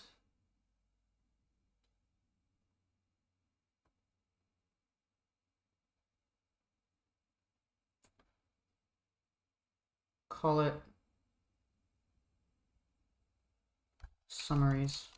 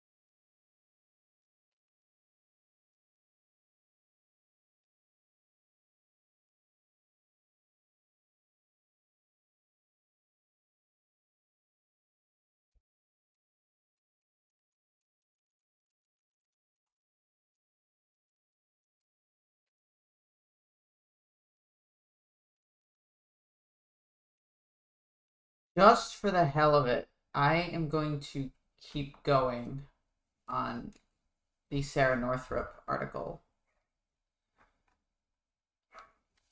The final version of Dianetics was written at Bay Head, New Jersey, in a cottage with the science fiction editor John W. Campbell had found for the Hubbards. Northrup, who was beginning a pregnancy, was said to have been delighted with the location. In 3 years of marriage to Hubbard, she'd set up home in 7 different states and had never stayed in one place for more than a few months. Damn. She gave birth on March 8th, 1950, to Alexis Valerie. A month later, Northrup was made a director of the newly established HDRF, the Hubbard Dianetic Research Foundation, in Elizabeth, New Jersey,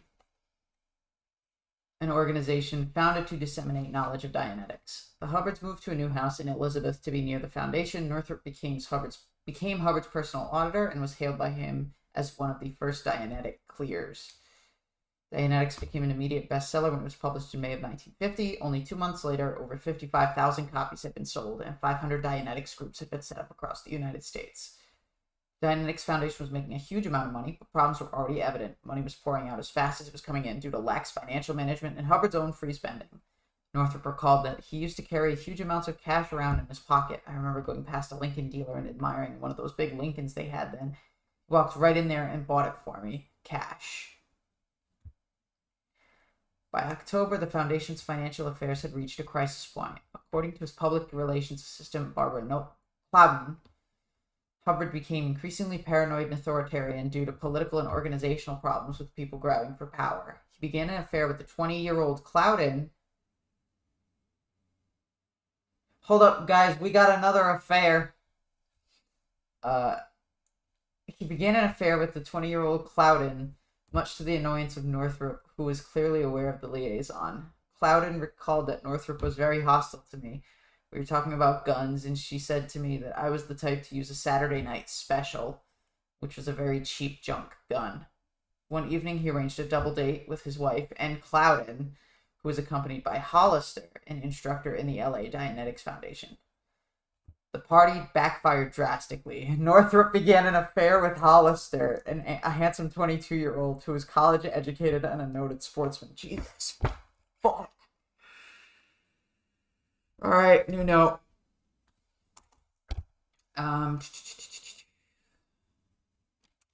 Hubbard had a PR assistant.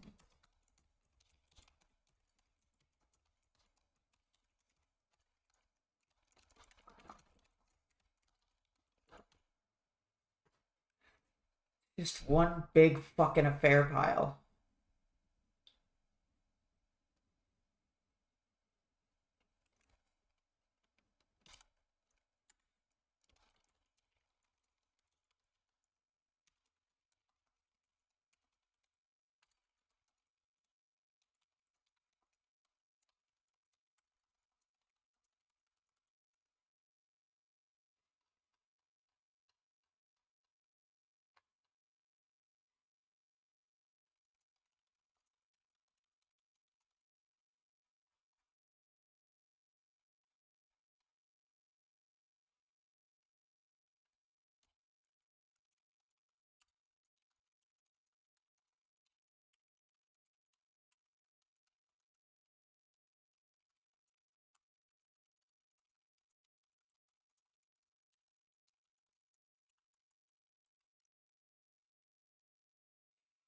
The marriage was in the process of breaking down rapidly. Northrup and Hubbard had frequent rows, and his violent behavior towards her continued unabated. On one occasion, while Northrup was pregnant, Hubbard kicked her several times in the stomach in an apparent, though unsuccessful, attempt to induce one of many, probably, abortions that he likes to talk about in Dianetics. She recalled that with or without an argument, there'd be an upsurge of violence. The veins in his forehead would engorge, and he would hit her out of the blue, breaking her eardrum in one of the attacks. Despite this, she still felt so guilty about the fact that he was so psychologically damaged. I felt as though he had given so much to our country, and I couldn't even bring him peace of mind. I believed thoroughly that he was a man of great honor, had sacrificed his well-being to the country. It just never occurred to me that he was a liar. He told her that he didn't want to be married, quote, for I can buy my friends whenever I want them, end quote. But he could not divorce either, as the stigma would hurt his reputation. Instead, he said if Northrup really loved him, she should end herself.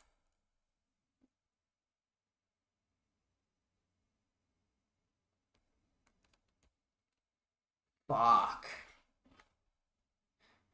Clouden recalled later that he was very down in the dumps about his wife. He told me how he had met Northrup. He said he went to a party and got drunk. When he woke up the next morning, he found Northrup in bed with him. He was having a lot of problems with her.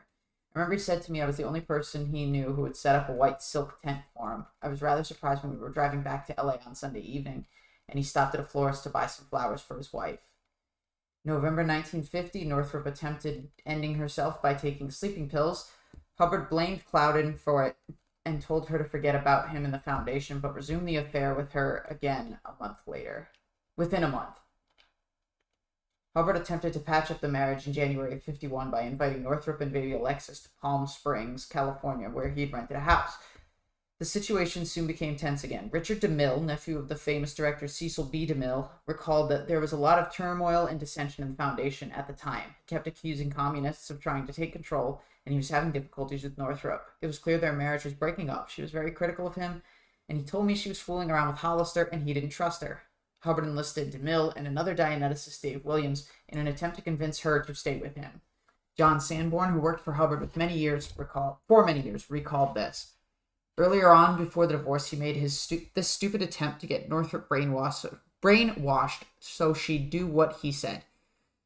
He kept her sitting up in a chair, denying her sleep, trying to use black Dianetic principles on her, repeating over and over again whatever he wanted her to do. Things like be his wife, have a family that looks good, not have a divorce, or whatever. He had Richard reciting this sort of thing day and night to her. Northrup went to a psychiatrist to obtain advice about Hubbard's increasingly violent and irrational behavior and was told that he probably needed to be institutionalized. She gave Hubbard an ultimatum, get treatment or she'd leave with the baby. He was furious and threatened to end the child rather than let Northrup care for her. He didn't want her to be brought up by me because I was in league with the doctors. He thought I had thrown in with the psychiatrists, with the devils. She left Palm Springs on February 3rd, leaving Hubbard to complain that Northrup had hypnotized him in his sleep and commanded him not to write. I know, Tilty. I know. Fuck it. Never done a stream where well, actually, Talworks. Every Talworks podcast. Pretty much.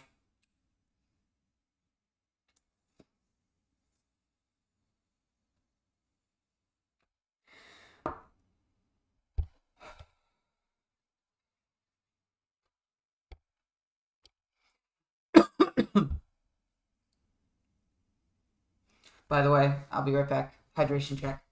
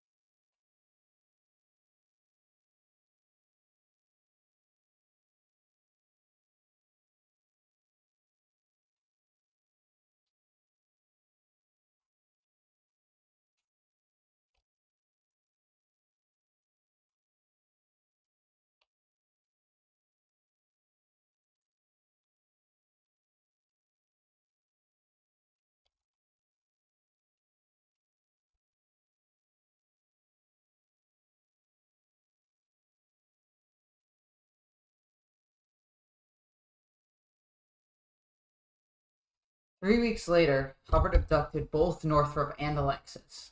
On the night of February 24th, 1951, Alexis was being looked after by John Sanborn while Northrup had a night at the movies. Hubbard turned up and took the child. A few hours later, he returned with 2 of his Dianetics Foundation staff and told Northrup, who was now back at her apartment, "We have Alexis, and you'll never see her alive unless you come with us." She was bundled into the back of a car and driven to San Bernardino, where Hubbard attempted to find a doctor to examine his wife and declare her insane. His search was unsuccessful, and he released her at Yuma Airport across the state line in Arizona. He promised he would tell her where Alexis was if she signed a piece of paper saying she'd gone with him voluntarily. Northrup agreed, but Hubbard reneged on the deal and flew to Chicago, where he found a psychologist who wrote a favorable report about his mental condition to refute Northrup's accusations. Rather than telling Northrup where Alexis was, he called her and said that he had cut her into little pieces and dropped the pieces in the river, and that he had seen... Wait, what? And he had seen little arms and legs floating down the river, and it was my fault. I'd done it because I'd left him.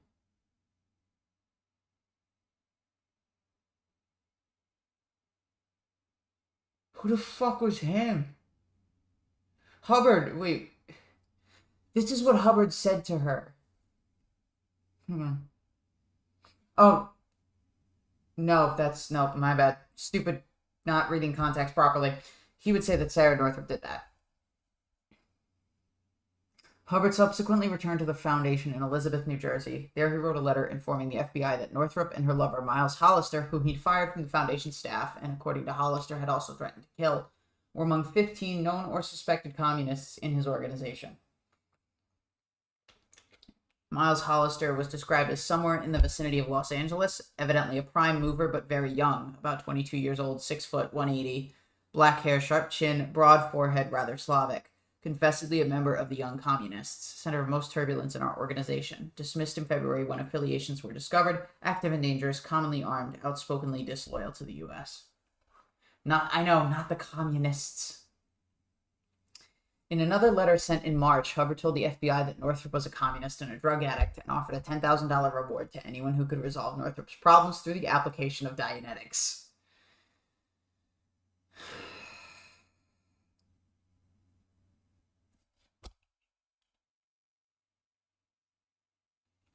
Why?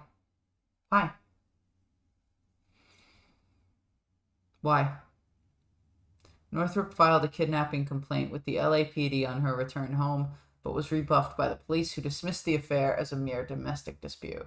After a fruitless 6-week search, she finally filed a writ of habeas corpus at the LA Superior Court in 1951 in April, demanding the return of Alexis. The dispute immediately became front-page news. The newspapers ran headlines such as "Cult Founder Accused of Tot Kidnap," "Dianetic Hubbard Accused of Plot to Kidnap Wife," and "Hiding of Baby Charged to Dianetics Author." Hubbard fled to Havana, Cuba, where he wrote a letter to Sarah. "Dear Sarah, I've been in the Cuban military hospital and I'm being transferred to the U.S. next week as a classified scientist, immune from interference of all kinds. Though I will be hospitalized probably a long time, Alexis is getting excellent care. I see her every day. She's all I have to live for. My wits never gave way under all you did and let them do, but my body didn't stand up. My right side is paralyzed and getting more so. I hope my heart lasts. I may live a long time, and again I may not. But Dianetics will last 10,000 years, for the Army and Navy have it now. My will is all changed. Alexis will get a fortune unless she goes to you, as she would then get nothing. Hope to see you once more. Goodbye. I love you. Ron." In reality, Hubbard made an unsuccessful request for assistance from the U.S. military attaché to Havana. The attaché did not act on the request, having asked the FBI for background information. He was told that Hubbard had been interviewed but the agent conducting the interview considered Hubbard to be a mental case. On April 19th, as Barbara Clouden recorded in her journal, Hubbard telephoned her from Wichita and told her he was not legally married. His first wife had not obtained divorce until 1947, and he was married in 1946. According to him, Sarah had served a stretch at Tehachapi, which is a desert women's prison, and was a dope addict. A few days later, while still married to Northrup, he proposed to Clouden. So we have a third proposal before or third, all get into a third marriage, an attempted third marriage. I think I heard about this one on Tony's blog in like the last year or so about that. Northrup filed for divorce on April 23rd, 1951, charging Hubbard with extreme cruelty, causing her great mental anguish and physical suffering. Her allegations produced more lurid headlines. Not only was Hubbard accused of bigamy and kidnapping, but she'd been subjected to systematic torture, including loss of sleep, beatings and strangulations, and scientific experiments.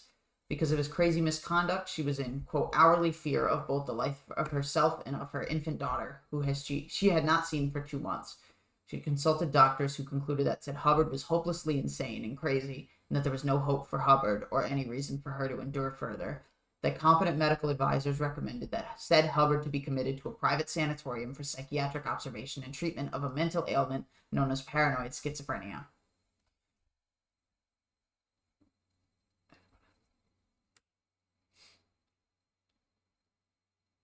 Got it. Her lawyer, Carol Werner, also worked the media on her behalf so that Northrup's story received maximum publicity. He briefed the divorce court reporters for the LA Times and the Examiner, who were both women and early feminists, to ensure that, quote, they knew what a bastard this guy Hubbard was.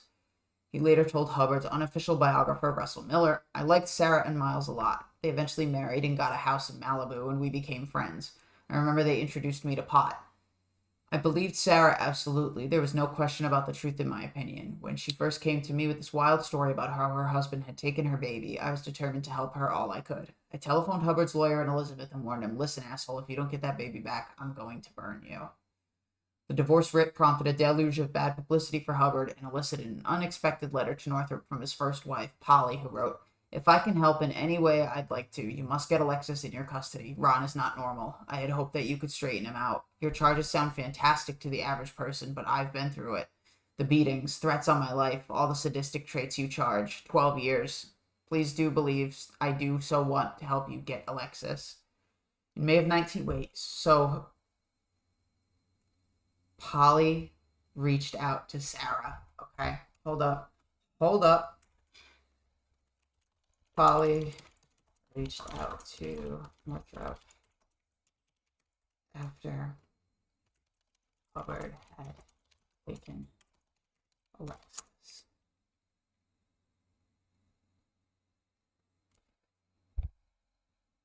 In May of 51, Northrup filed a further complaint against Hubbard, accusing him of having fled to Cuba to evade the divorce papers that she was seeking to serve. By that time, however, he had moved to Wichita, Kansas. Northrup's attorneys filed for another petition asking for Hubbard's assets to be frozen, as he had been found hiding in Wichita, but they'd probably leave town upon being detected. Hubbard wrote to the FBI to further denounce Northrup as a communist secret agent. He accused communists of destroying his business, ruining his health, and withholding material of interest to the U.S. government. His misfortunes had been caused by a woman known as Sarah Elizabeth Northrup, whom I believe to be my wife, having married her, and then, after some mix-up about a divorce, believed to be my wife in common law. He accused Northrup of having conspired in a bid to assassinate him and described how he had found love letters to his wife from Hollister, a member of the Young Communists. Her real motive in filing for divorce, he said, was to seize control of Dianetics. He urged the FBI to start a roundup of vermin communists or ex-communists, starting with Northrup, and declared, so this is a Hubbard declaration, I believe this woman to be under heavy duress. She was born into a criminal atmosphere, her father having a criminal record. Her half-sister was an inmate of an insane asylum. She was part of a free love colony in Pasadena. She had attached herself to a Jack Parsons, the rocket expert, during the war, and when she left him, he was a wreck. Further through Parsons, she was strangely intimate with many scientists of Los Alamos it was Alamo Gordo in New Mexico was where the first atomic bomb was tested. I did not know or realize these things until I myself investigated the matter. She may have a record. Perhaps in your criminal files or on the police blotter of Pasadena, you will find Sarah Elizabeth Northrup, age about 26, born April 8th, 1925, about 5'9", blonde brown hair, slender. I have no revenge motive, nor am I trying to angle this broader than it is. I believe she's under duress and that they have something on her, and I believe that under a grilling she would talk and turn in state's evidence.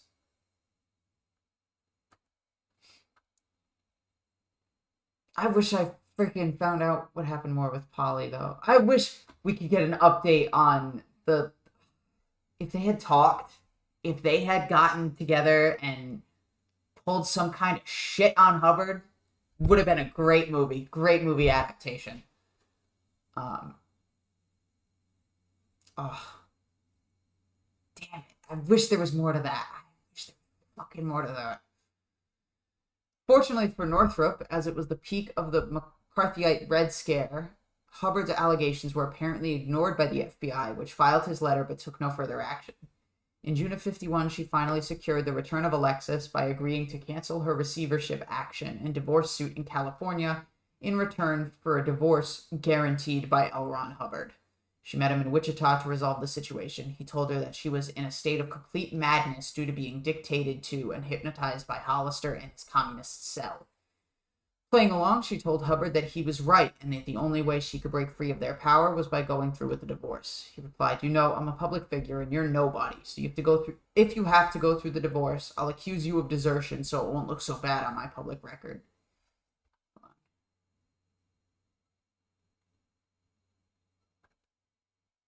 Give me a sec.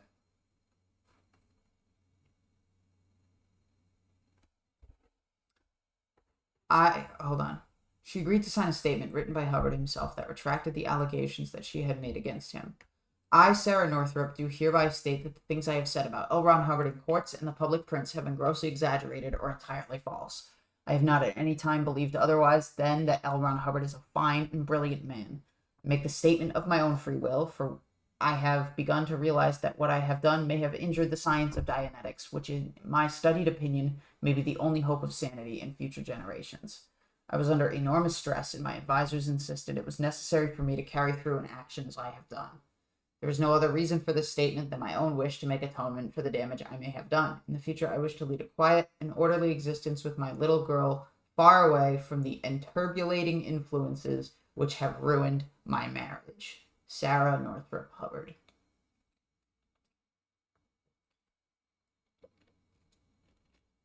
Interviewed more than 35 years later, Northrup stated that she'd signed the statement because I thought by doing so he would leave me and Alexis alone. It was horrible. I just wanted to be free of him. On June 12th, Hubbard was awarded a divorce in the county court of Sedgwick County, Kansas, on the basis of Northrup's gross neglect of duty and extreme cruelty, which had caused him, quote, a nervous breakdown and impairment to health. She did not give evidence, but was awarded custody of Alexis and $200 a month in child support. She left Wichita as soon as Alexis was returned to her. Her reunion with her daughter was uncertain to the last, as Hubbard had second thoughts about letting her go as he drove Northrup and Alexis to the local airport. She persuaded him that the compulsion instilled by the communists would be dissipated by going ahead with the flight. "Well, I have to follow their dictates. I'll just go to the airplane." She was so desperate to leave by the time she got to the airport that she left behind her daughter's clothes in her own suitcase, and one of Alexis's shoes fell off as she dashed to the plane. I just ran across the airfield, across the runways, to the airport, and got on the plane, and it was the 19th of June, and it was the happiest day of my life. Fuck.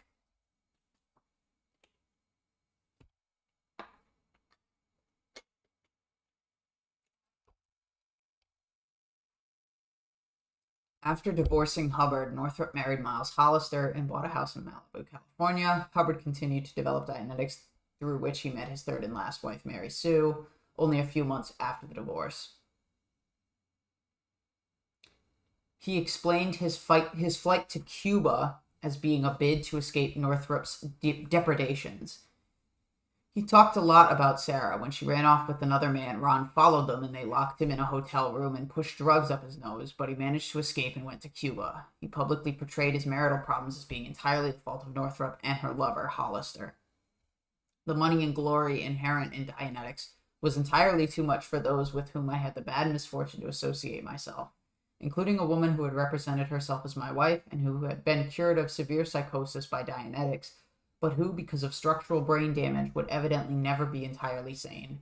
Fur coats, Lincoln cars, and a young man without any concept of honor so far turned the head of a woman who had been associated with me on discovery of her affairs. She and these others, hungry for money and power, sought to take over and control all of Dianetics.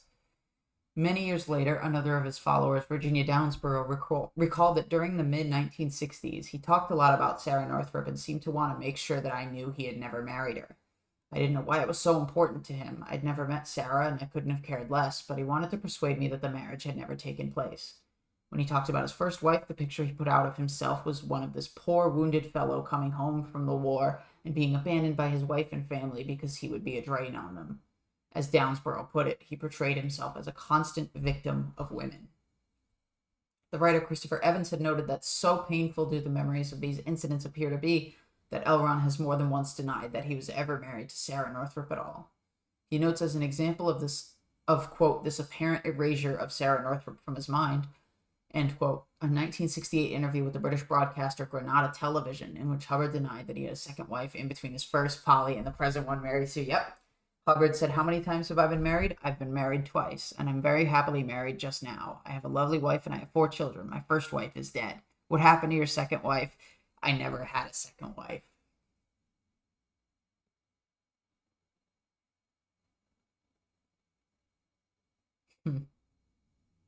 Yeah. Granada's reporter commented, "What Hubbard said happens to be untrue. It's an unimportant detail, but he's had 3 wives. What is also important is that his followers were there as he lied, but no matter what the evidence, they don't believe it." Hubbard also gave a new explanation of why he had been involved with Jack Parsons at OTO. After the British Sunday Times newspaper published an expose of Hubbard's membership of the OTO in October of 1969, the newspaper printed a statement attributed to the Church of Scientology, but written by Hubbard himself, that asserted Hubbard broke up black magic in America. L. Ron Hubbard was still an officer of the U.S. Navy because he was well known as a writer and a philosopher and had friends amongst physicists. He was sent in to handle the situation. He went to live at the house and investigated the black magic rites and the general situation and found them very bad. Hubbard's mission was successful far beyond anyone's expectations. The house was torn down. Hubbard rescued a girl they were using. The black magic group was dispersed and destroyed and has never recovered. Only a couple of months later, he highlighted Northrup to his staff as a participant in a full, complete, covert operation mounted against Dianetics and Scientology by a totalitarian communistic enemy. In a memo of December 2nd, 1969, he wrote that the operation had started with bad reviews of Dianetics, pushed then by the Sarah Komkova Dominov Northrup divorce actions. At the back of it was Miles Hollister, who was a psychology student, Sarah Northrup, housekeeper at the place nuclear physicists stayed near Caltech. By 1970, Northrup and Hollister had moved to Maui. Northrup's daughter, Alexis, who was by now 21 years old, attempted to contact her father, but was rebuffed in a handwritten statement in which Hubbard denied he was her father. "Your mother was with me as a secretary in Savannah in late 48. In July 49, I was in Elizabeth, New Jersey, writing a movie. She turned up, destitute and pregnant." He said that Northrup had been a Nazi spy during the war and accused her and Hollister of using the divorce case to seize control of Dianetics. They obtained considerable newspaper publicity, none of it true, and employed the highest-priced divorce attorney in the U.S. to sue me for divorce and get the foundation in L.A. in settlement. This proved a puzzle since where there's no legal marriage, there can't be any divorce. Despite clearly being written by Hubbard, who spoke in the first person in the letter, it was signed, "Your good friend J. Edgar Hoover." Even his own staff were shocked by the contents of Hubbard's letter. He ended his instructions to them with the statement, "Decency is not a subject well understood." All right, I'll be right back. I'm gonna grab food quick.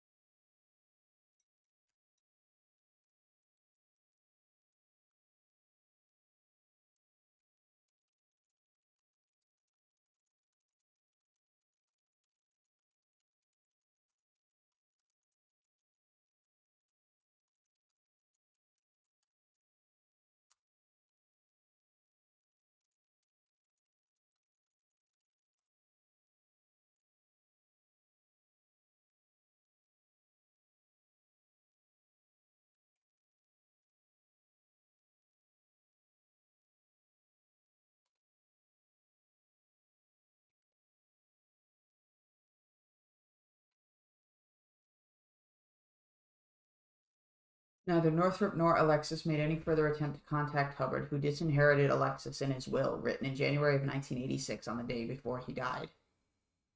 Oh, crap. In June of '86, the Church of Scientology and Alexis agreed to a financial settlement under which she was compelled not to write or speak on the subject of Hubbard and her relationship to him. An attempt was made to have her sign an affidavit stating that she was, in fact, the daughter of L. Ron Hubbard's first son, her half-brother, L. Ron Hubbard Jr. In one publication, the church had airbrushed Northrup out of a photograph of the couple that appeared in the Miami Daily News issue of June 30th, 1946. The news story which the photograph accompanied has been republished by the church, with all mention of Northrup edited out from the text.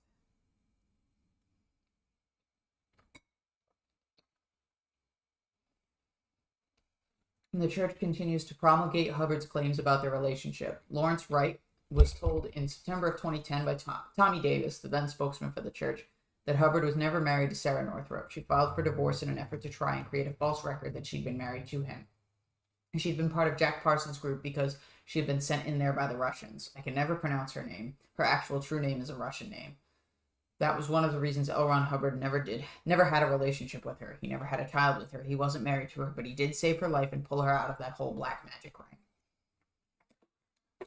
Although Northrup did not speak out publicly against her ex-husband following the divorce, she broke her silence in 1972. She wrote privately to Paulette Cooper, who was subsequently targeted by the church's Operation Freakout. Northrup told Cooper that Hubbard was a dangerous lunatic and that although her own life had been transformed when she left him, she was still afraid both of him and his followers, whom she later described as looking like Mormons, but with bad complexions. In July of 1986, she was interviewed by the ex-Scientologist Bent Corydon several months after Hubbard's death, which had reduced her fear of retaliation. Excerpts from the interview were published in Corydon's 1987 book, L. Ron Hubbard, Messiah or Madman, and I actually have a copy on my shelf.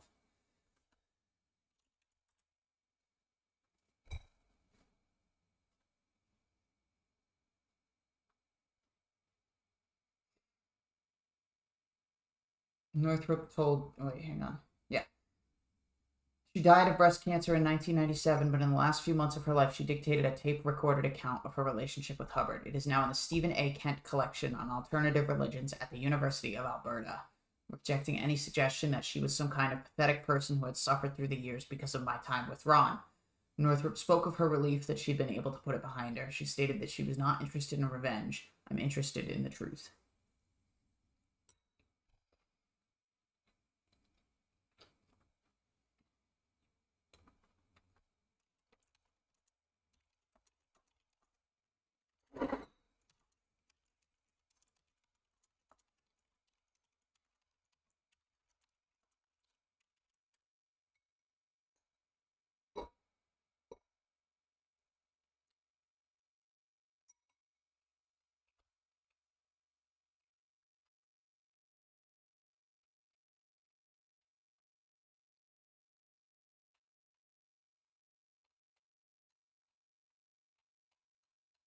So yeah, now we know about Sarah Northrup.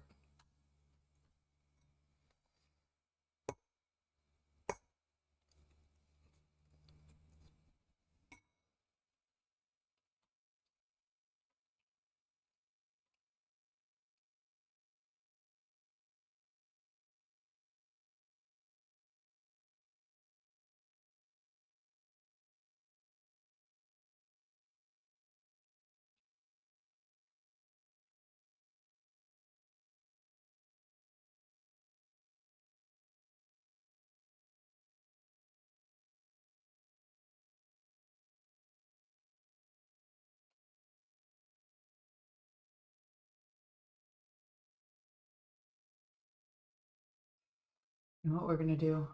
We learned about some Scientology, and now I'm gonna game. Let's go to the gaming window. Open up the game. Let me connect the controller.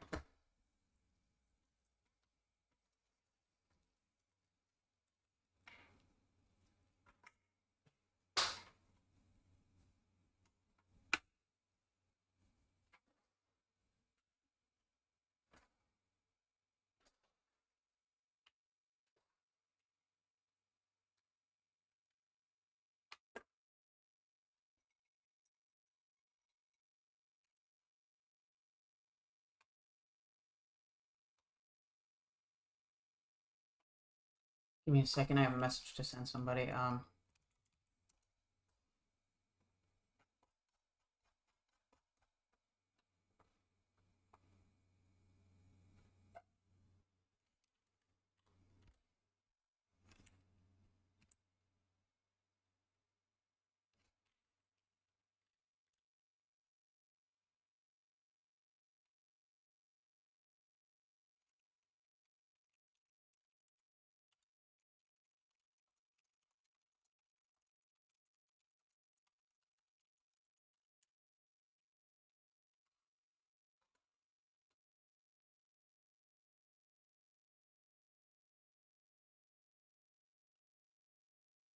Hey, yo, Talorx. Yo, dude, I just freaking messaged you. But yeah, no, I found that, and I'm gonna see how far you are from it. But I don't know if that's a drive you want to make for that. I don't even know if they'll let you have access to it, or if it's in like an archival section.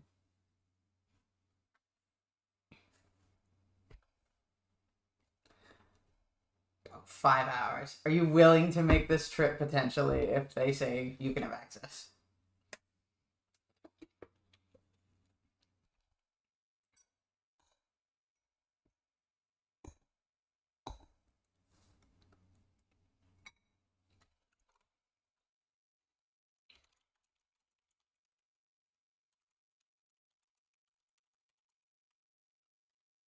Access to what? A tape recorded account of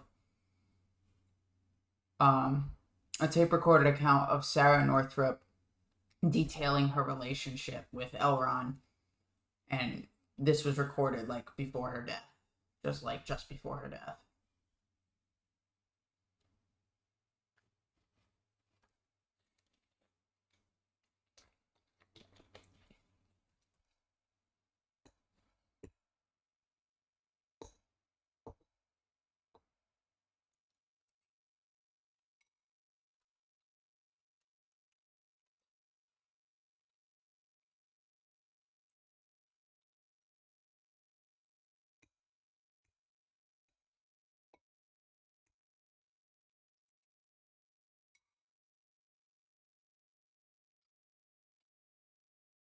University of Alberta. University of Alberta at the Stephen A. Kent Collection on Alternative Religions. We need this recording. If I'd go to Edmonton if there was some shit to do there, it's not too far. That would be the main mission. Whatever else you find is on you.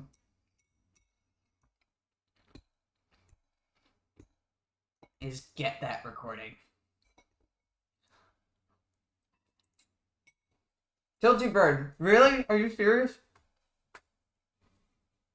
That is awesome. Oh, I hope they'd be willing to do something like this. I don't know. You'd have to contact the university and ask them about it. I can email them right now. Hang on.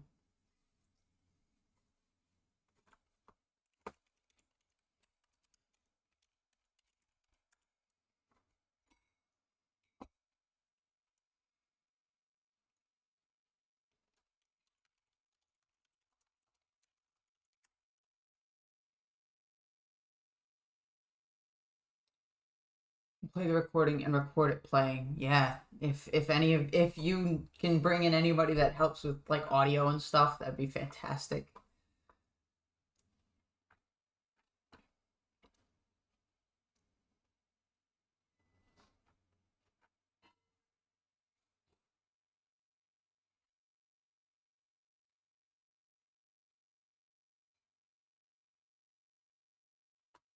Guilty Bird, if you can, let me know. Email me about this because this will be a very interesting mission.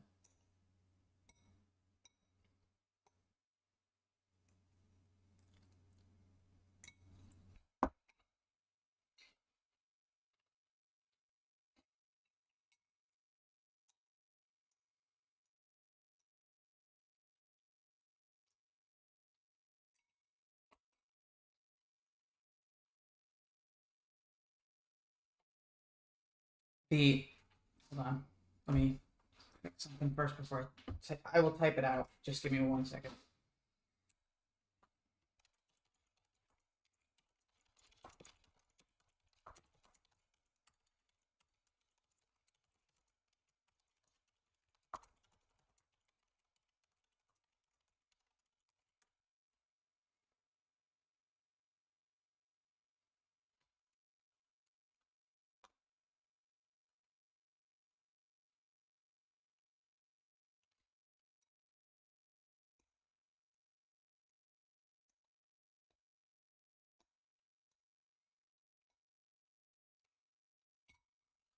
Like I said, I'm looking them up now, and I'm gonna contact them.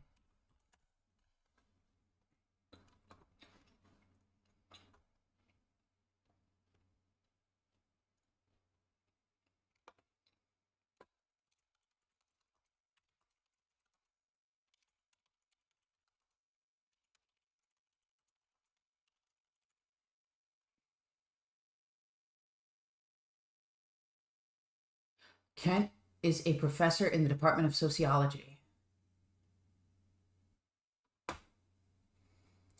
If you'll excuse me, I'm about to contact Stephen Kent.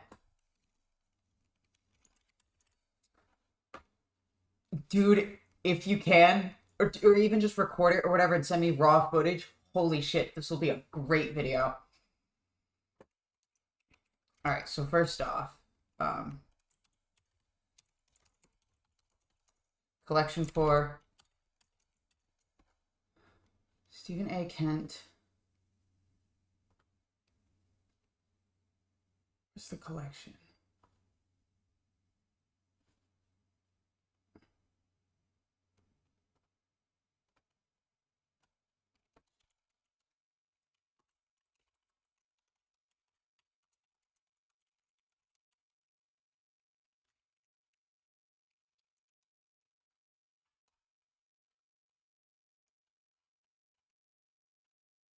On alternative religions.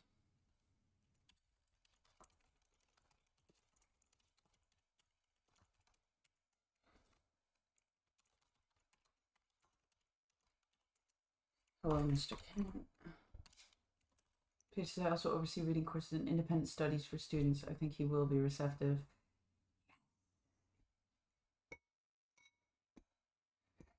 Well, like I said, I will take care of the emailing and I will keep all of you posted. Tilty Bird, please email me, ScientoloGeek@gmail.com. If you have any updates about who may be willing to do this. Let me see.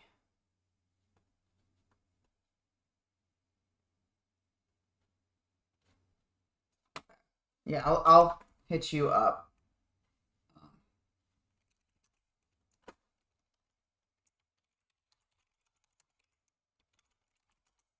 Oh, wait a minute. I gotta do this on the correct profile. Wait.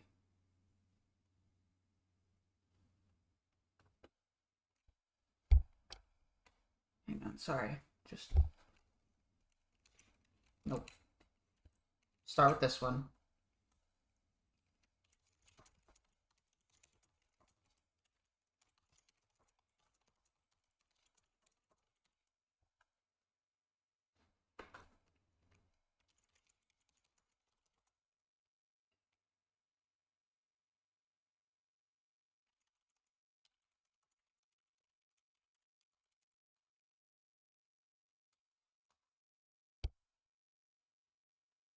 Here we go.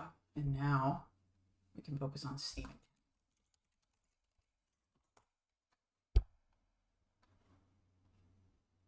Does he have a phone number? No. I was about to say, could I call in Canada?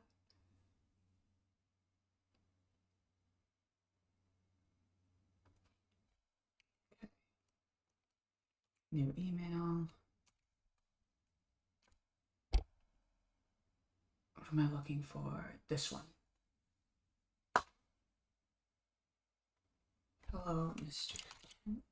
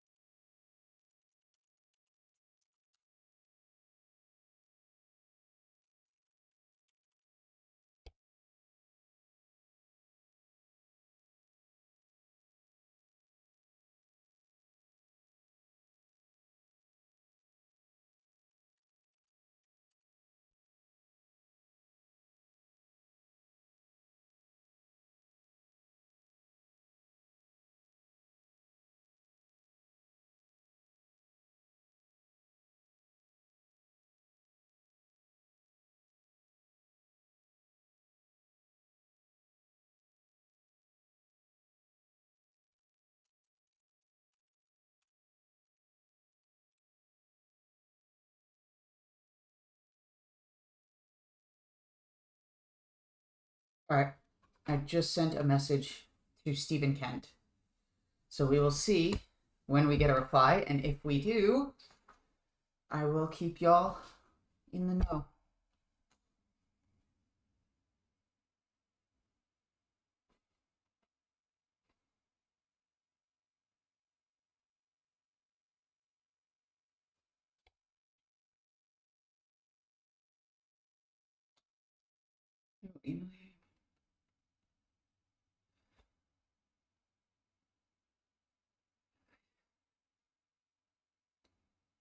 Hold on, I gotta find the comment.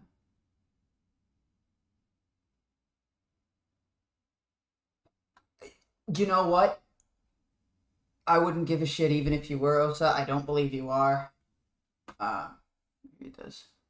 Yeah, I don't believe that power lies to paralyze is Osa, especially from what they've been putting out. Yeah, no, they are not. No member of Osa would ever make something like this, let alone make themselves known if they wanted to silently like infiltrate a channel like mine. Great to catch you live. Hey Joe Giuseppe. Oh, right, because I fucking never loaded that game. Whoops. Yeah, I'm not gaming now. Let's fix this camera. There we go.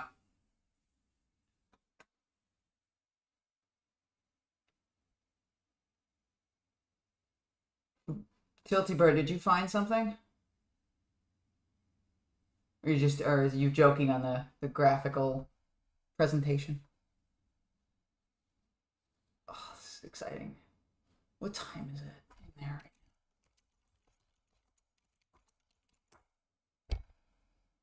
Oh, they're only 2 hours behind. So who knows? Maybe I'll hear something tonight.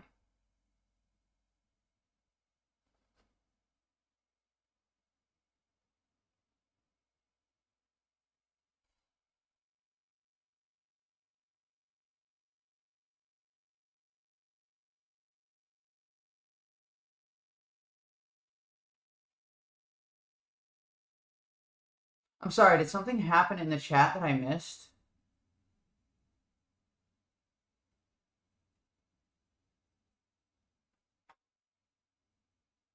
I saw the comment about Osa. You're not Osa. I'm not sure where Tilty Bird's remark came in.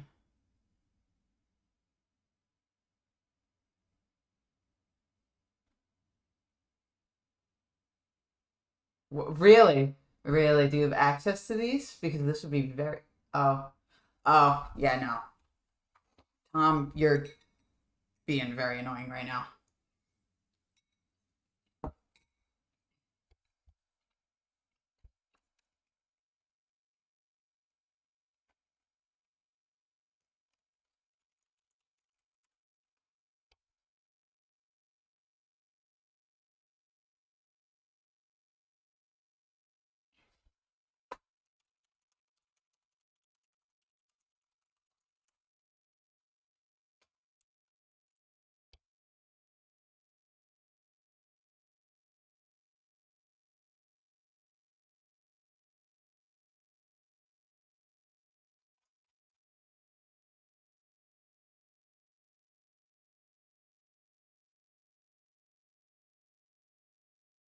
Just no one fucking interact with Tom, and if he just keeps spamming stupid shit, then we'll kick him.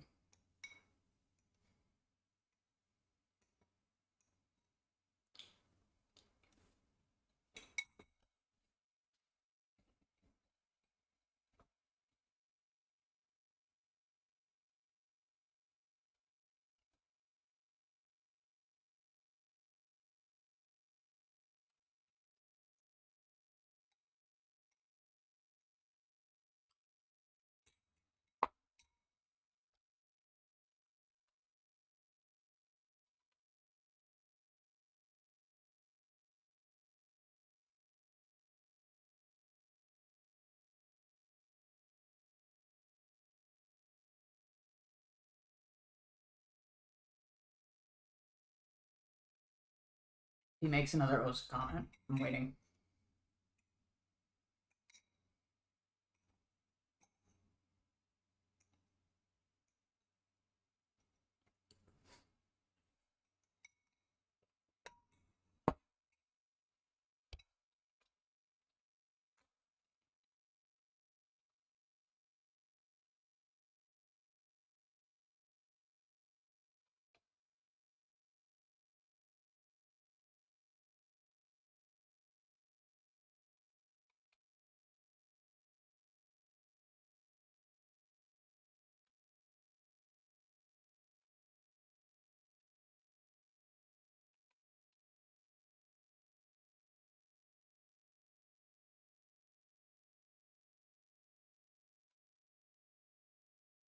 Yeah, we should. I'm gonna admit I don't know much about building stringed instruments, but it'll be cool to have you on and figure out like what kind of stuff got you into this. All right, dude. I'm not recording the chat members.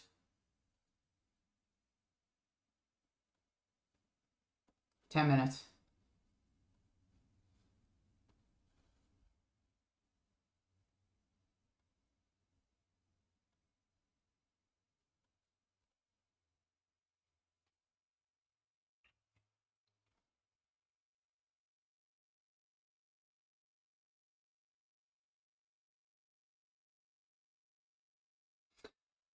Yeah, I think you've already shown me how to use the green screen stuff. It's mainly just the background isn't so much an issue here as it was at my old place.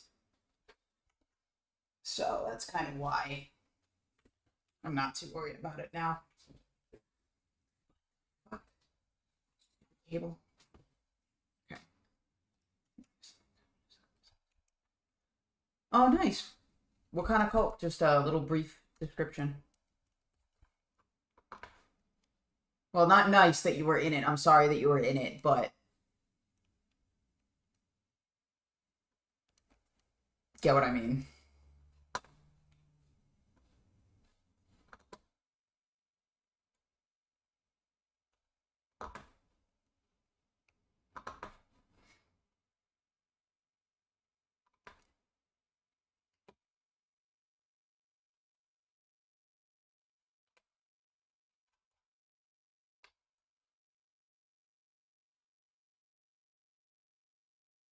Yeah, we could definitely talk about that.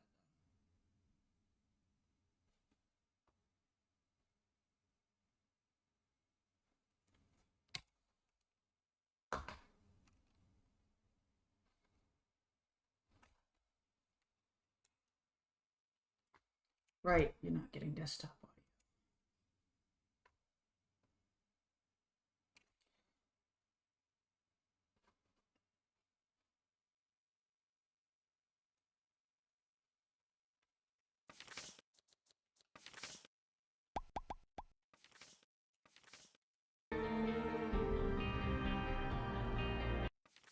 I'm not sure how loud was that compared to me. I want to make sure it wasn't diamond away.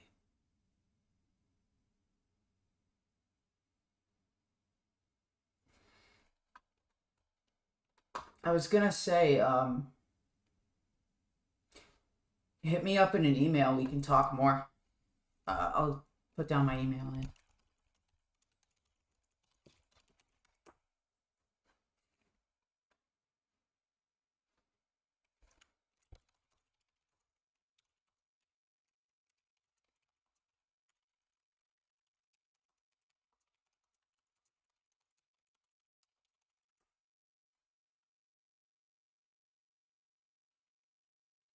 Okay, so yeah, I'm gonna leave it the way it is.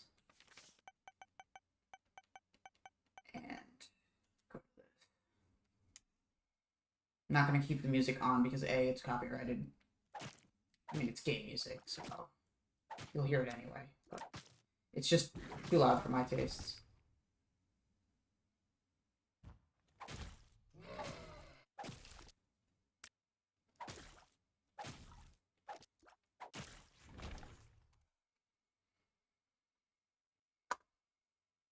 Alright, just trying to organize. Bye, Tilty Bird. Yeah, I've heard of Est. Fluffer. I know that there's an auditing procedure specifically for people who are in Est. I think it's called Est Repair. I don't know much about the program itself, but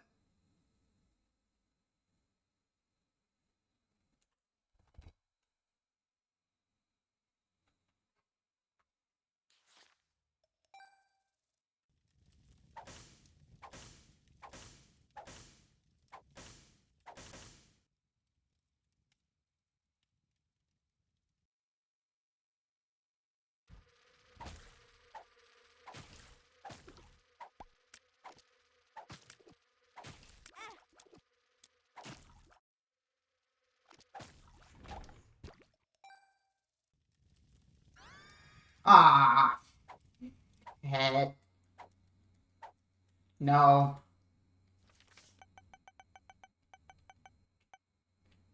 Wait.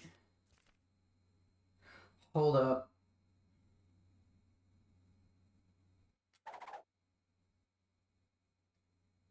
What?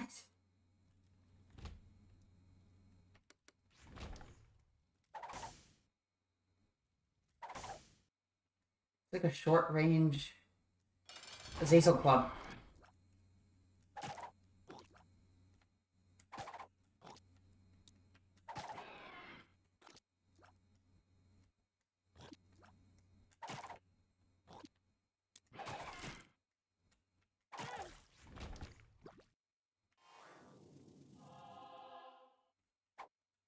Might keep this. Hang on. Let me spell that, please. What it's called. I can't find it on Google with the wrong letters. EST. Earhard Seminar Training. Think that's what you're looking for?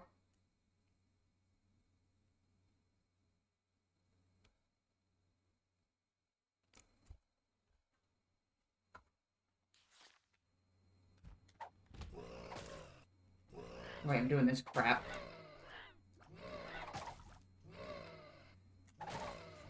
Not bad.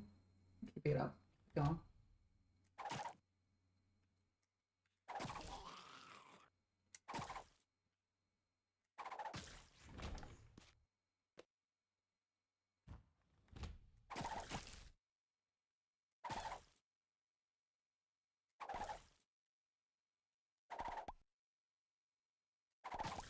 Very weird power.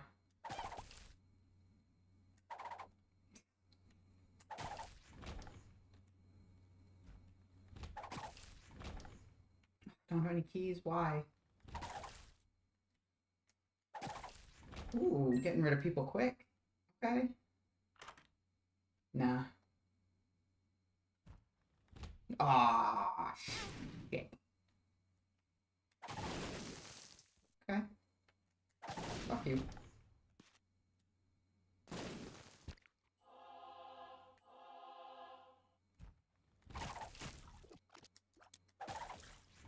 Like it. Cleared out an entire half of spiders. I mean, I don't have any active items right now, but I'll take it.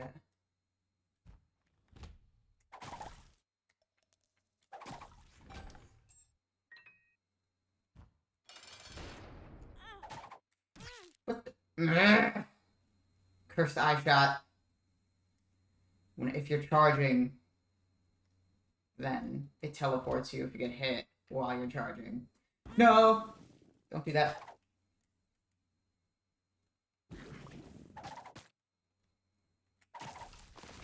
Got it. Nice.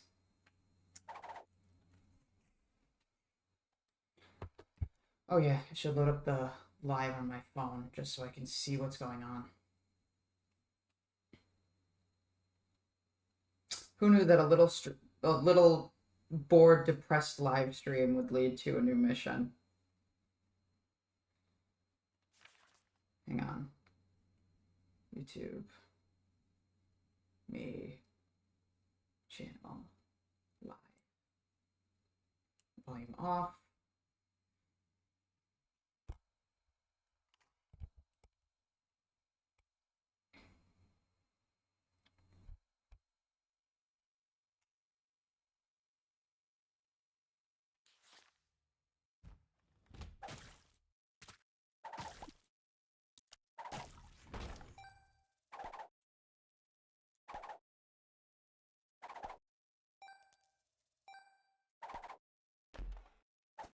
Hematemesis.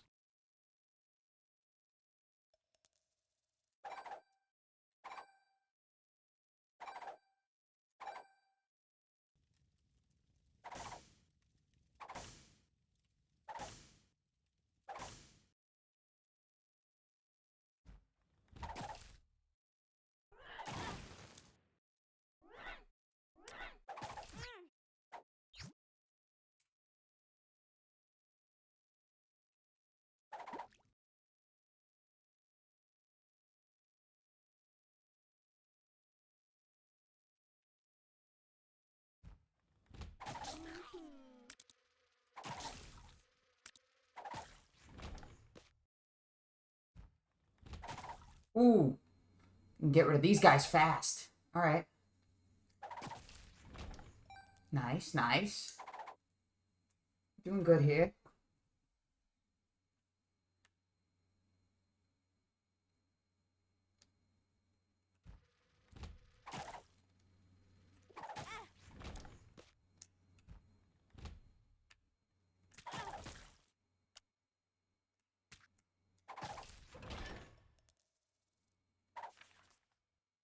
Alright.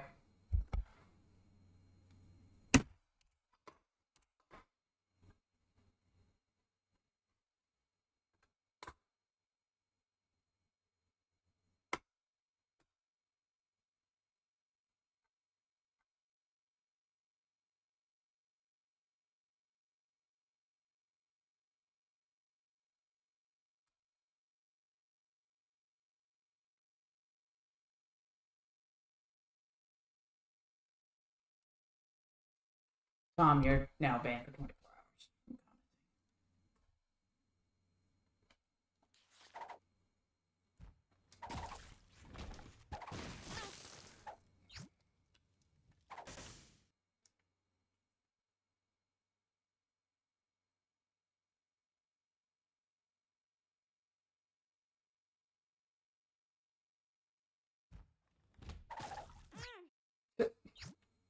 Well, either way, I didn't need to go in that direction.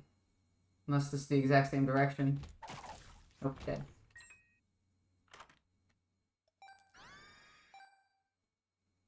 Ooh. Panic button. Watch. Oh, if I can get this to work right. Watch this. Nope, not gonna do that.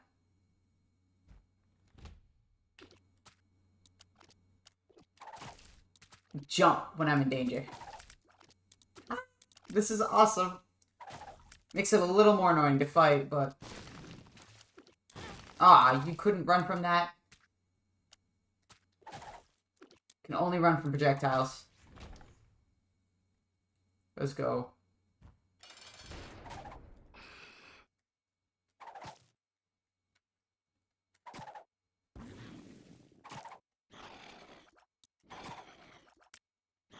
Ooh.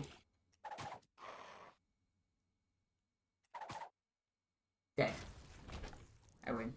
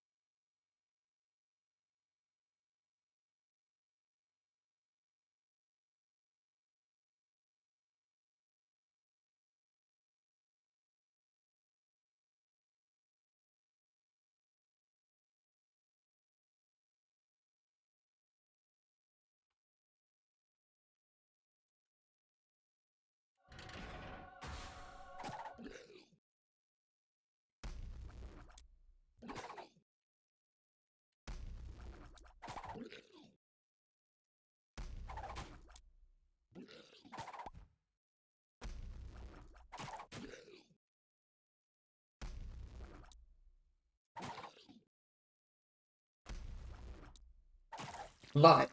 I love that so much.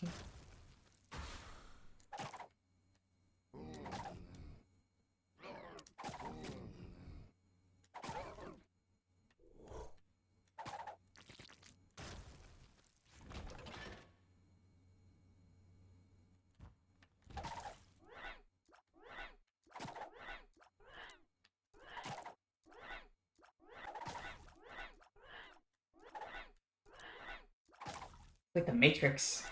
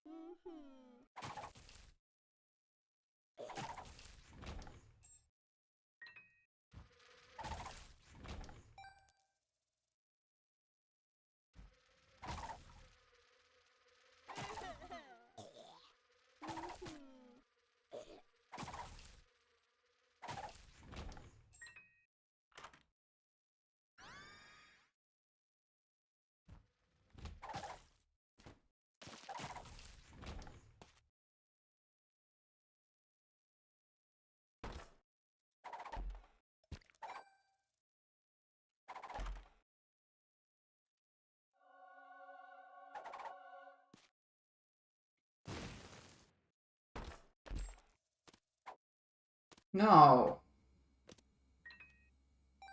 Not worth it.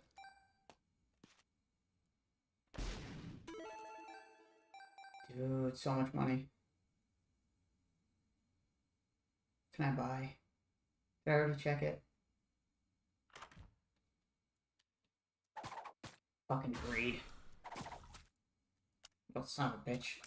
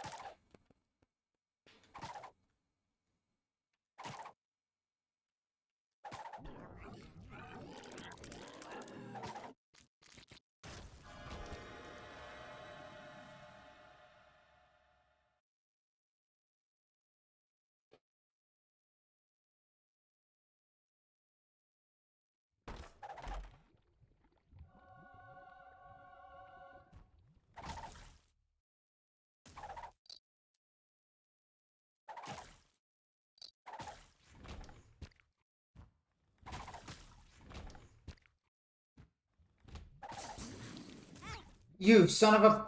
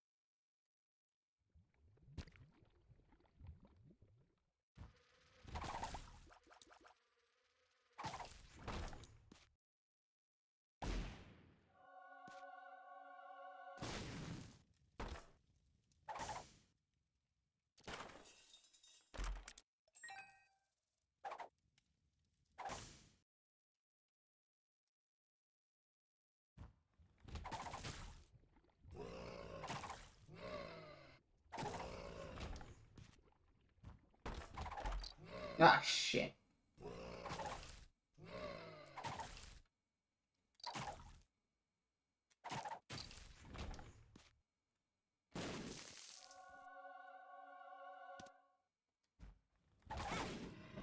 Yep.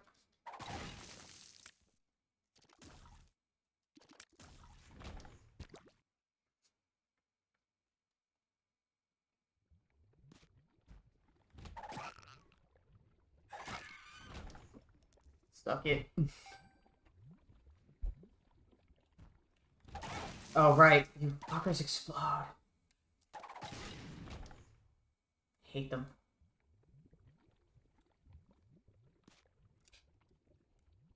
So I heard a bomb and just ran.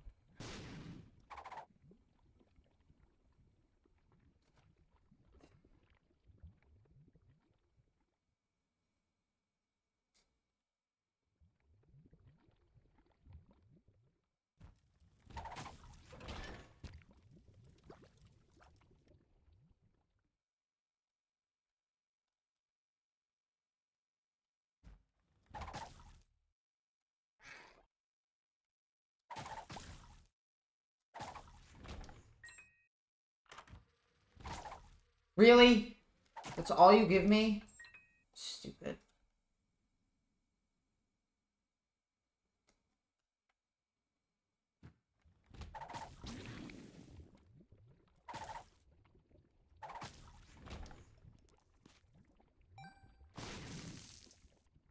No.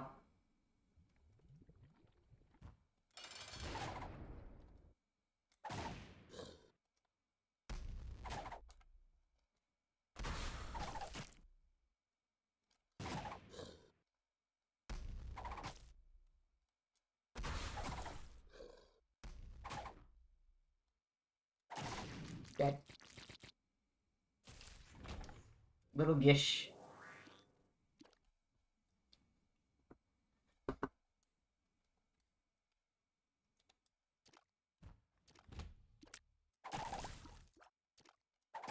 Dead in fucking like 10 seconds. Damn it. That was so stupid. This is what happens. Oh! Appreciated. Blow that up too. Give me.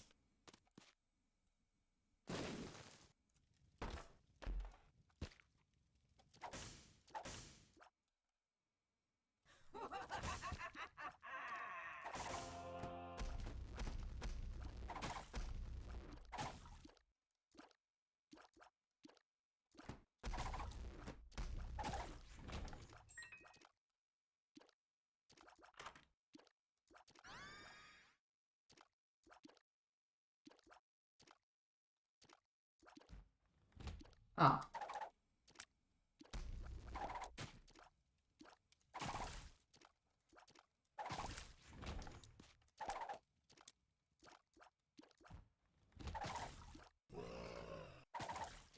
If I can get a higher shot rate, that'd be nice.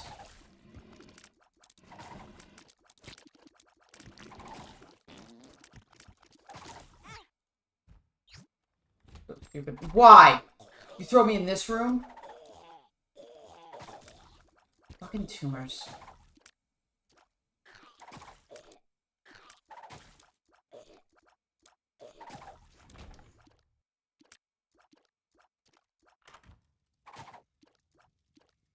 Dude, I have so much money to donate. Why? Almost reached the limit. Just by like a couple cents.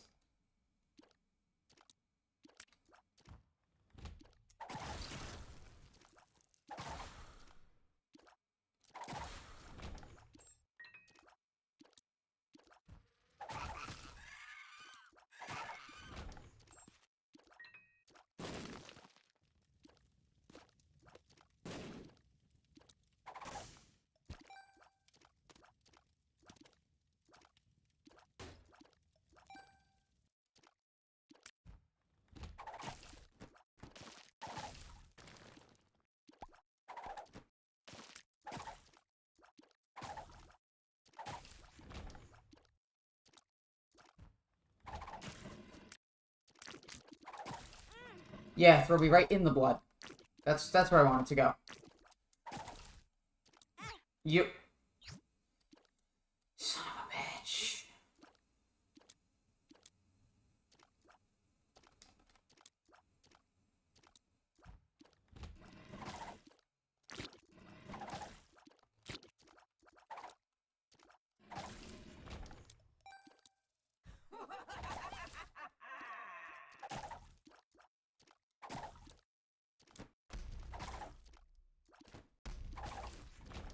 No, not taking that.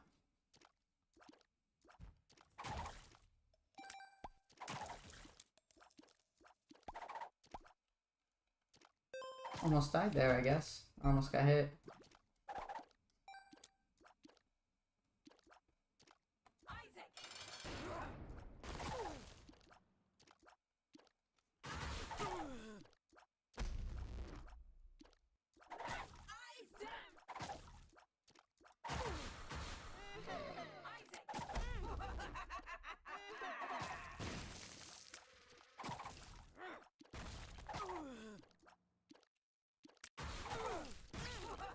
No! Damn it! I gotta restart the fight.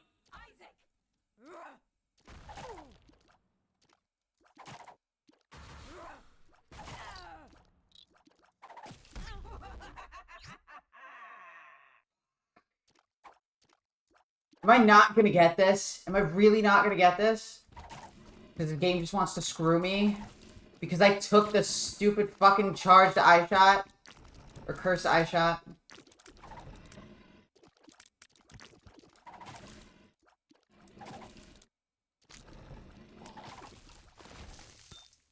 Jesus Christ.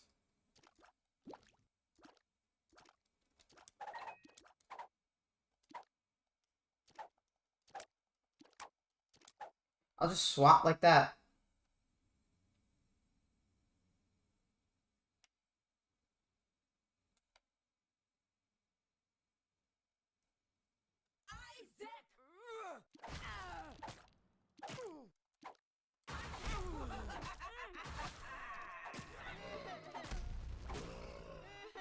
What the hell was that?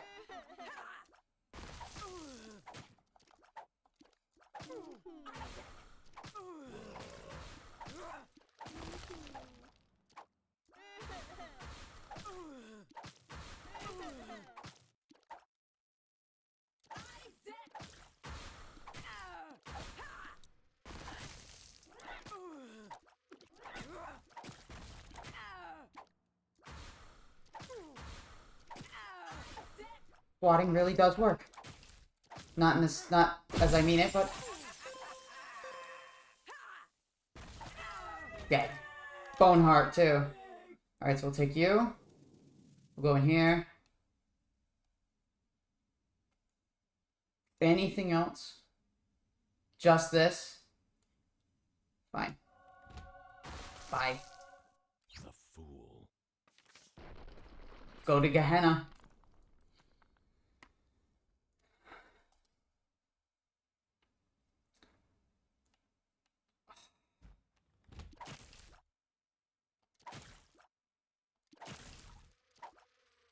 Okay, well, still appreciative of that. I hate the fact that I'm gonna have to get rid of it, but hey, let's go. The stars. Yeah, no, I don't want that one. I want this one. I don't know what's in it, but...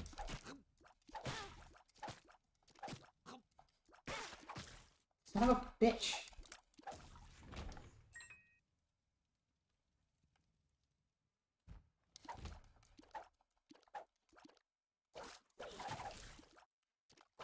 Go a little crazier on this one.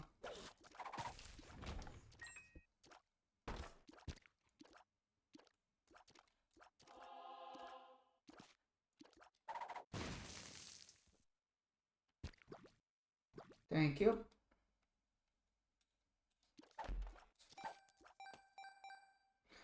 Wait. Oh, does that mean I can donate?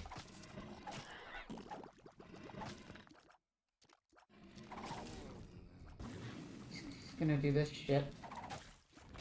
Not anymore.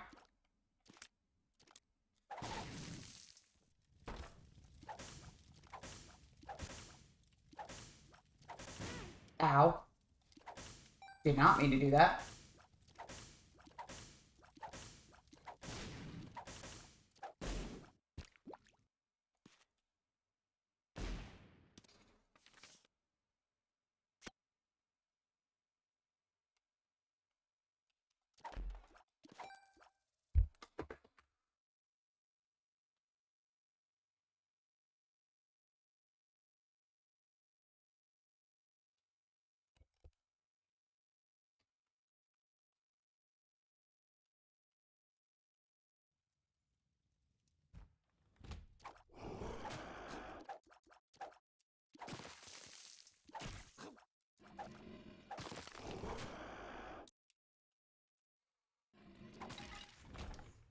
Thank God for that jumping ability.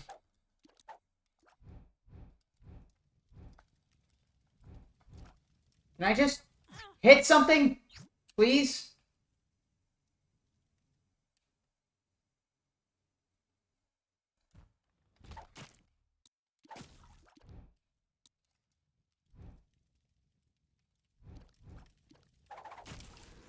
Dead.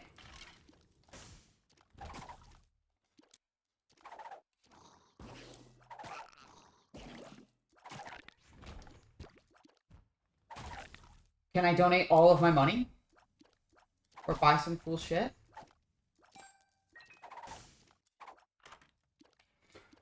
Okay. Blue candle's alright, but I'll take the jumping. So let's just donate. And I broke it. Awesome.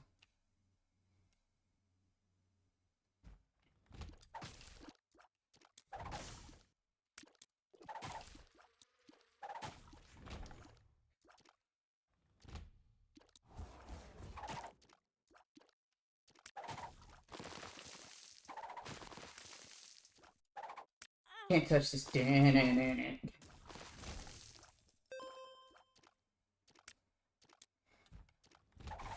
Oh shit.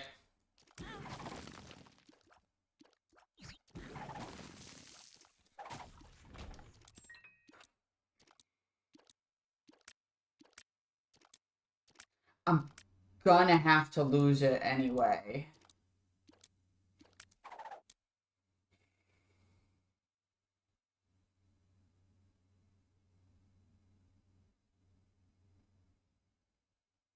I'm gonna take this with me and leave this out here.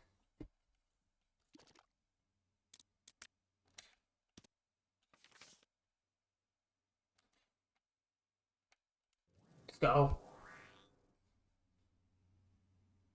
I spent it. It's gone. Just get over it. What do you mean?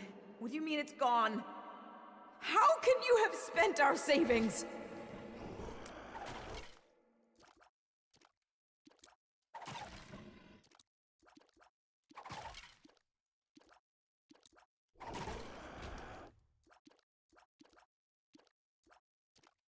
Yeah, no. Got it left out here. I'm not using that cracked key under, like, any circumstances. I need it. I'm not using it to open up those fake doors either. Come on, let's just get me back up.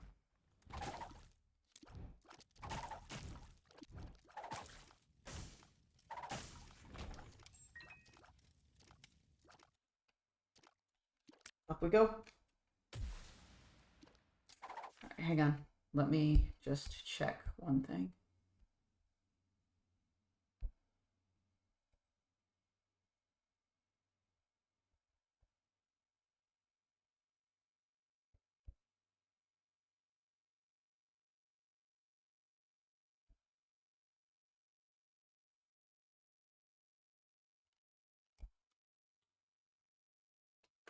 Give me a second.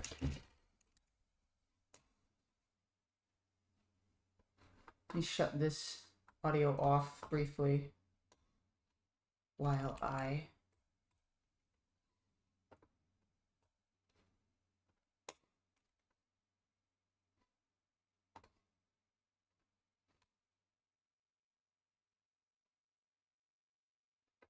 Okay.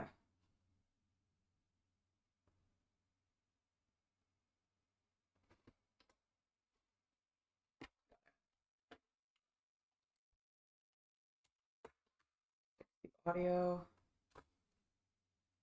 Expect what it was, maybe a little lower.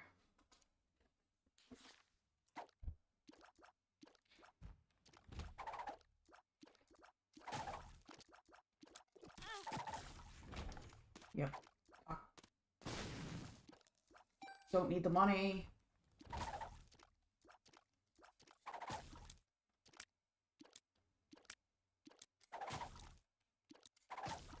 Yeah. This way. I'm gonna make assumptions. Dead. I actually like having this item now. He's self-destructive and disturbed, just like his father. Look at who he has to look up to. And you're drunk again, aren't you? Shut up, Maggie! Shut up! You just keep pushing me like this. I'm leaving. Good. Leave! We'll be fine without you. Abandon us like you've abandoned yourself.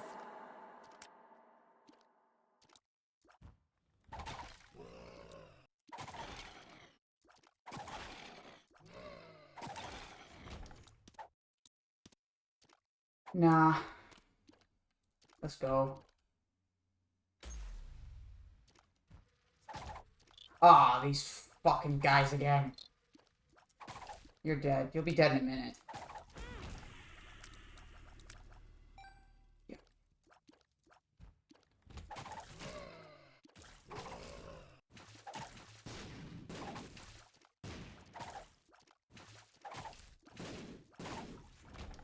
Okay.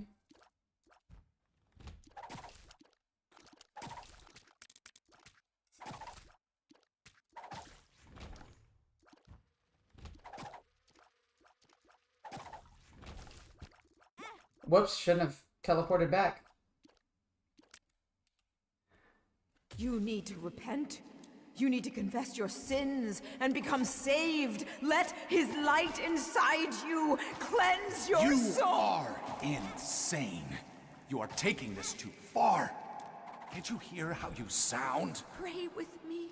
Pray for your salvation. Come, pray with us, Isaac. I'm expecting the explosive diarrhea.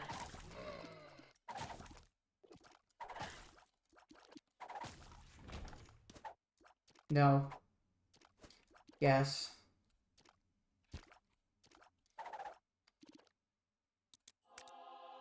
Okay.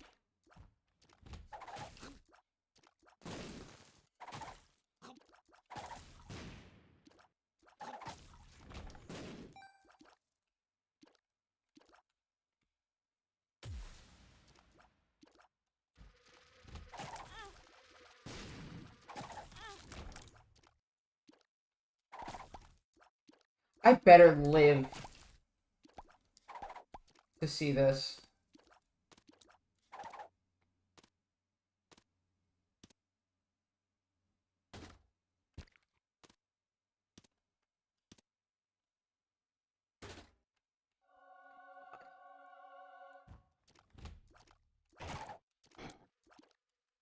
Wait a minute. I could stay in here. Stay in the bubble. Stay in the little bubble of you can't hit me. Unless you're a fly, then you can hit me.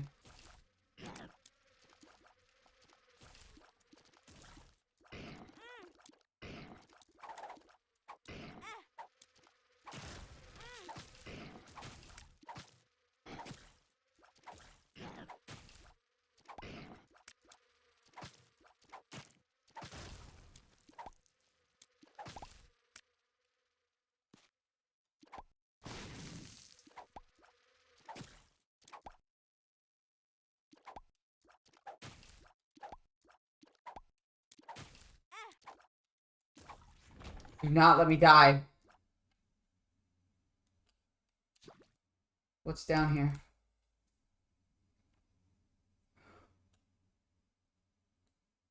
Ooh. Necessary.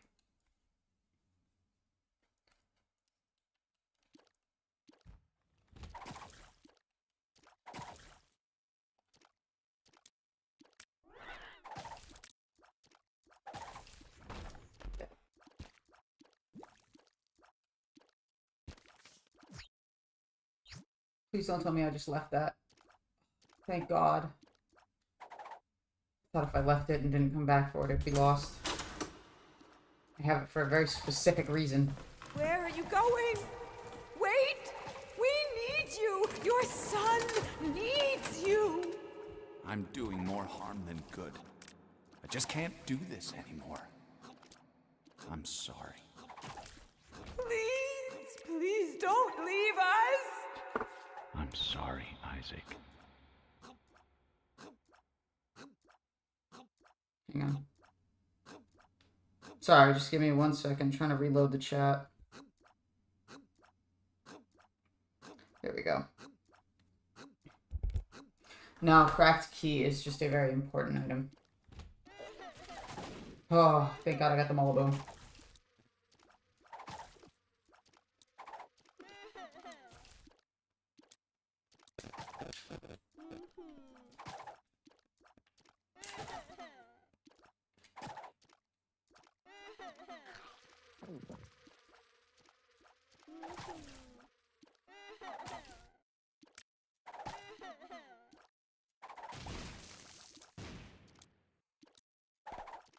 Successful escape. Would have killed me otherwise. Is it in here? No. And you suck for making this room.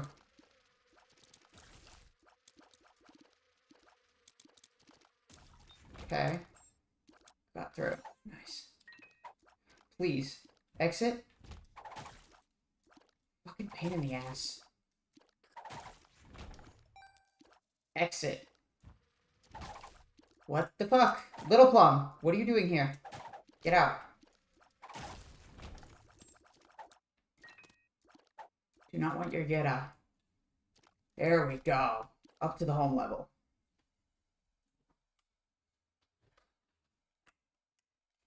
This is what I wanted. Now we go down, go over here. We still have the key. And we go up to the closet. We open the closet. We get Tainted Forgotten.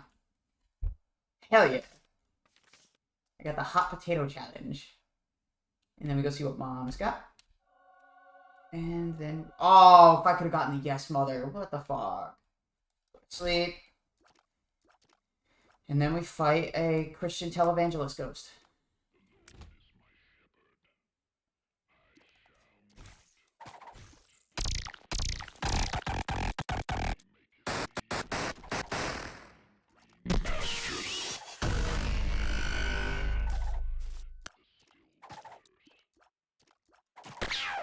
You know what? I want to hear the music in this.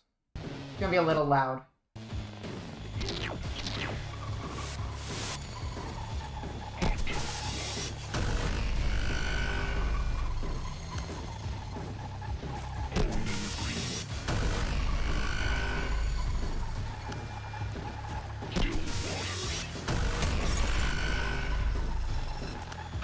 And here comes the preaching.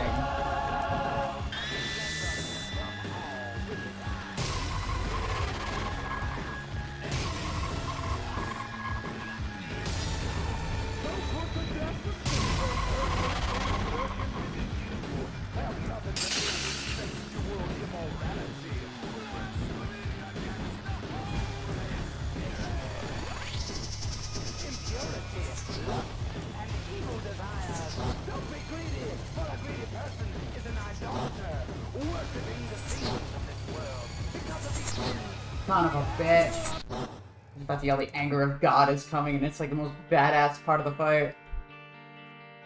Oh, but I still got Tainted Forgotten. So, check that out. How does he work?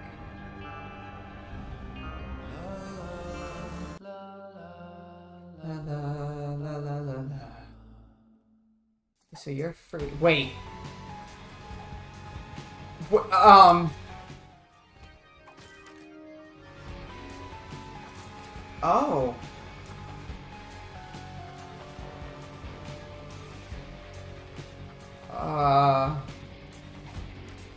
Okay. What?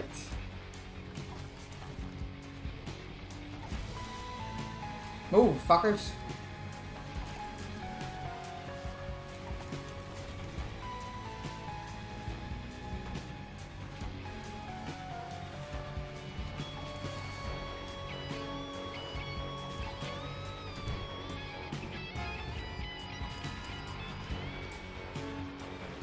Oh, son of a bitch!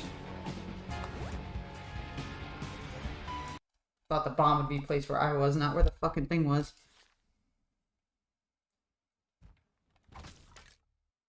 This is so much easier.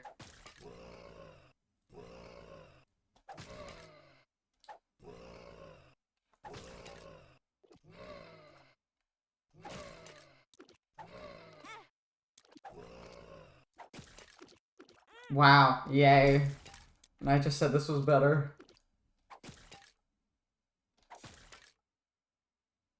Such a stupid moveset. But at least you have the health of fucking Blue Baby and not the fucking Lost.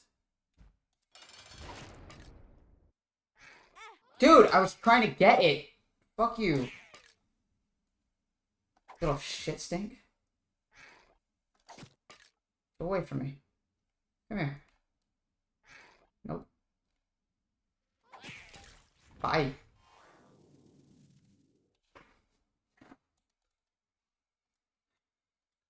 Alright.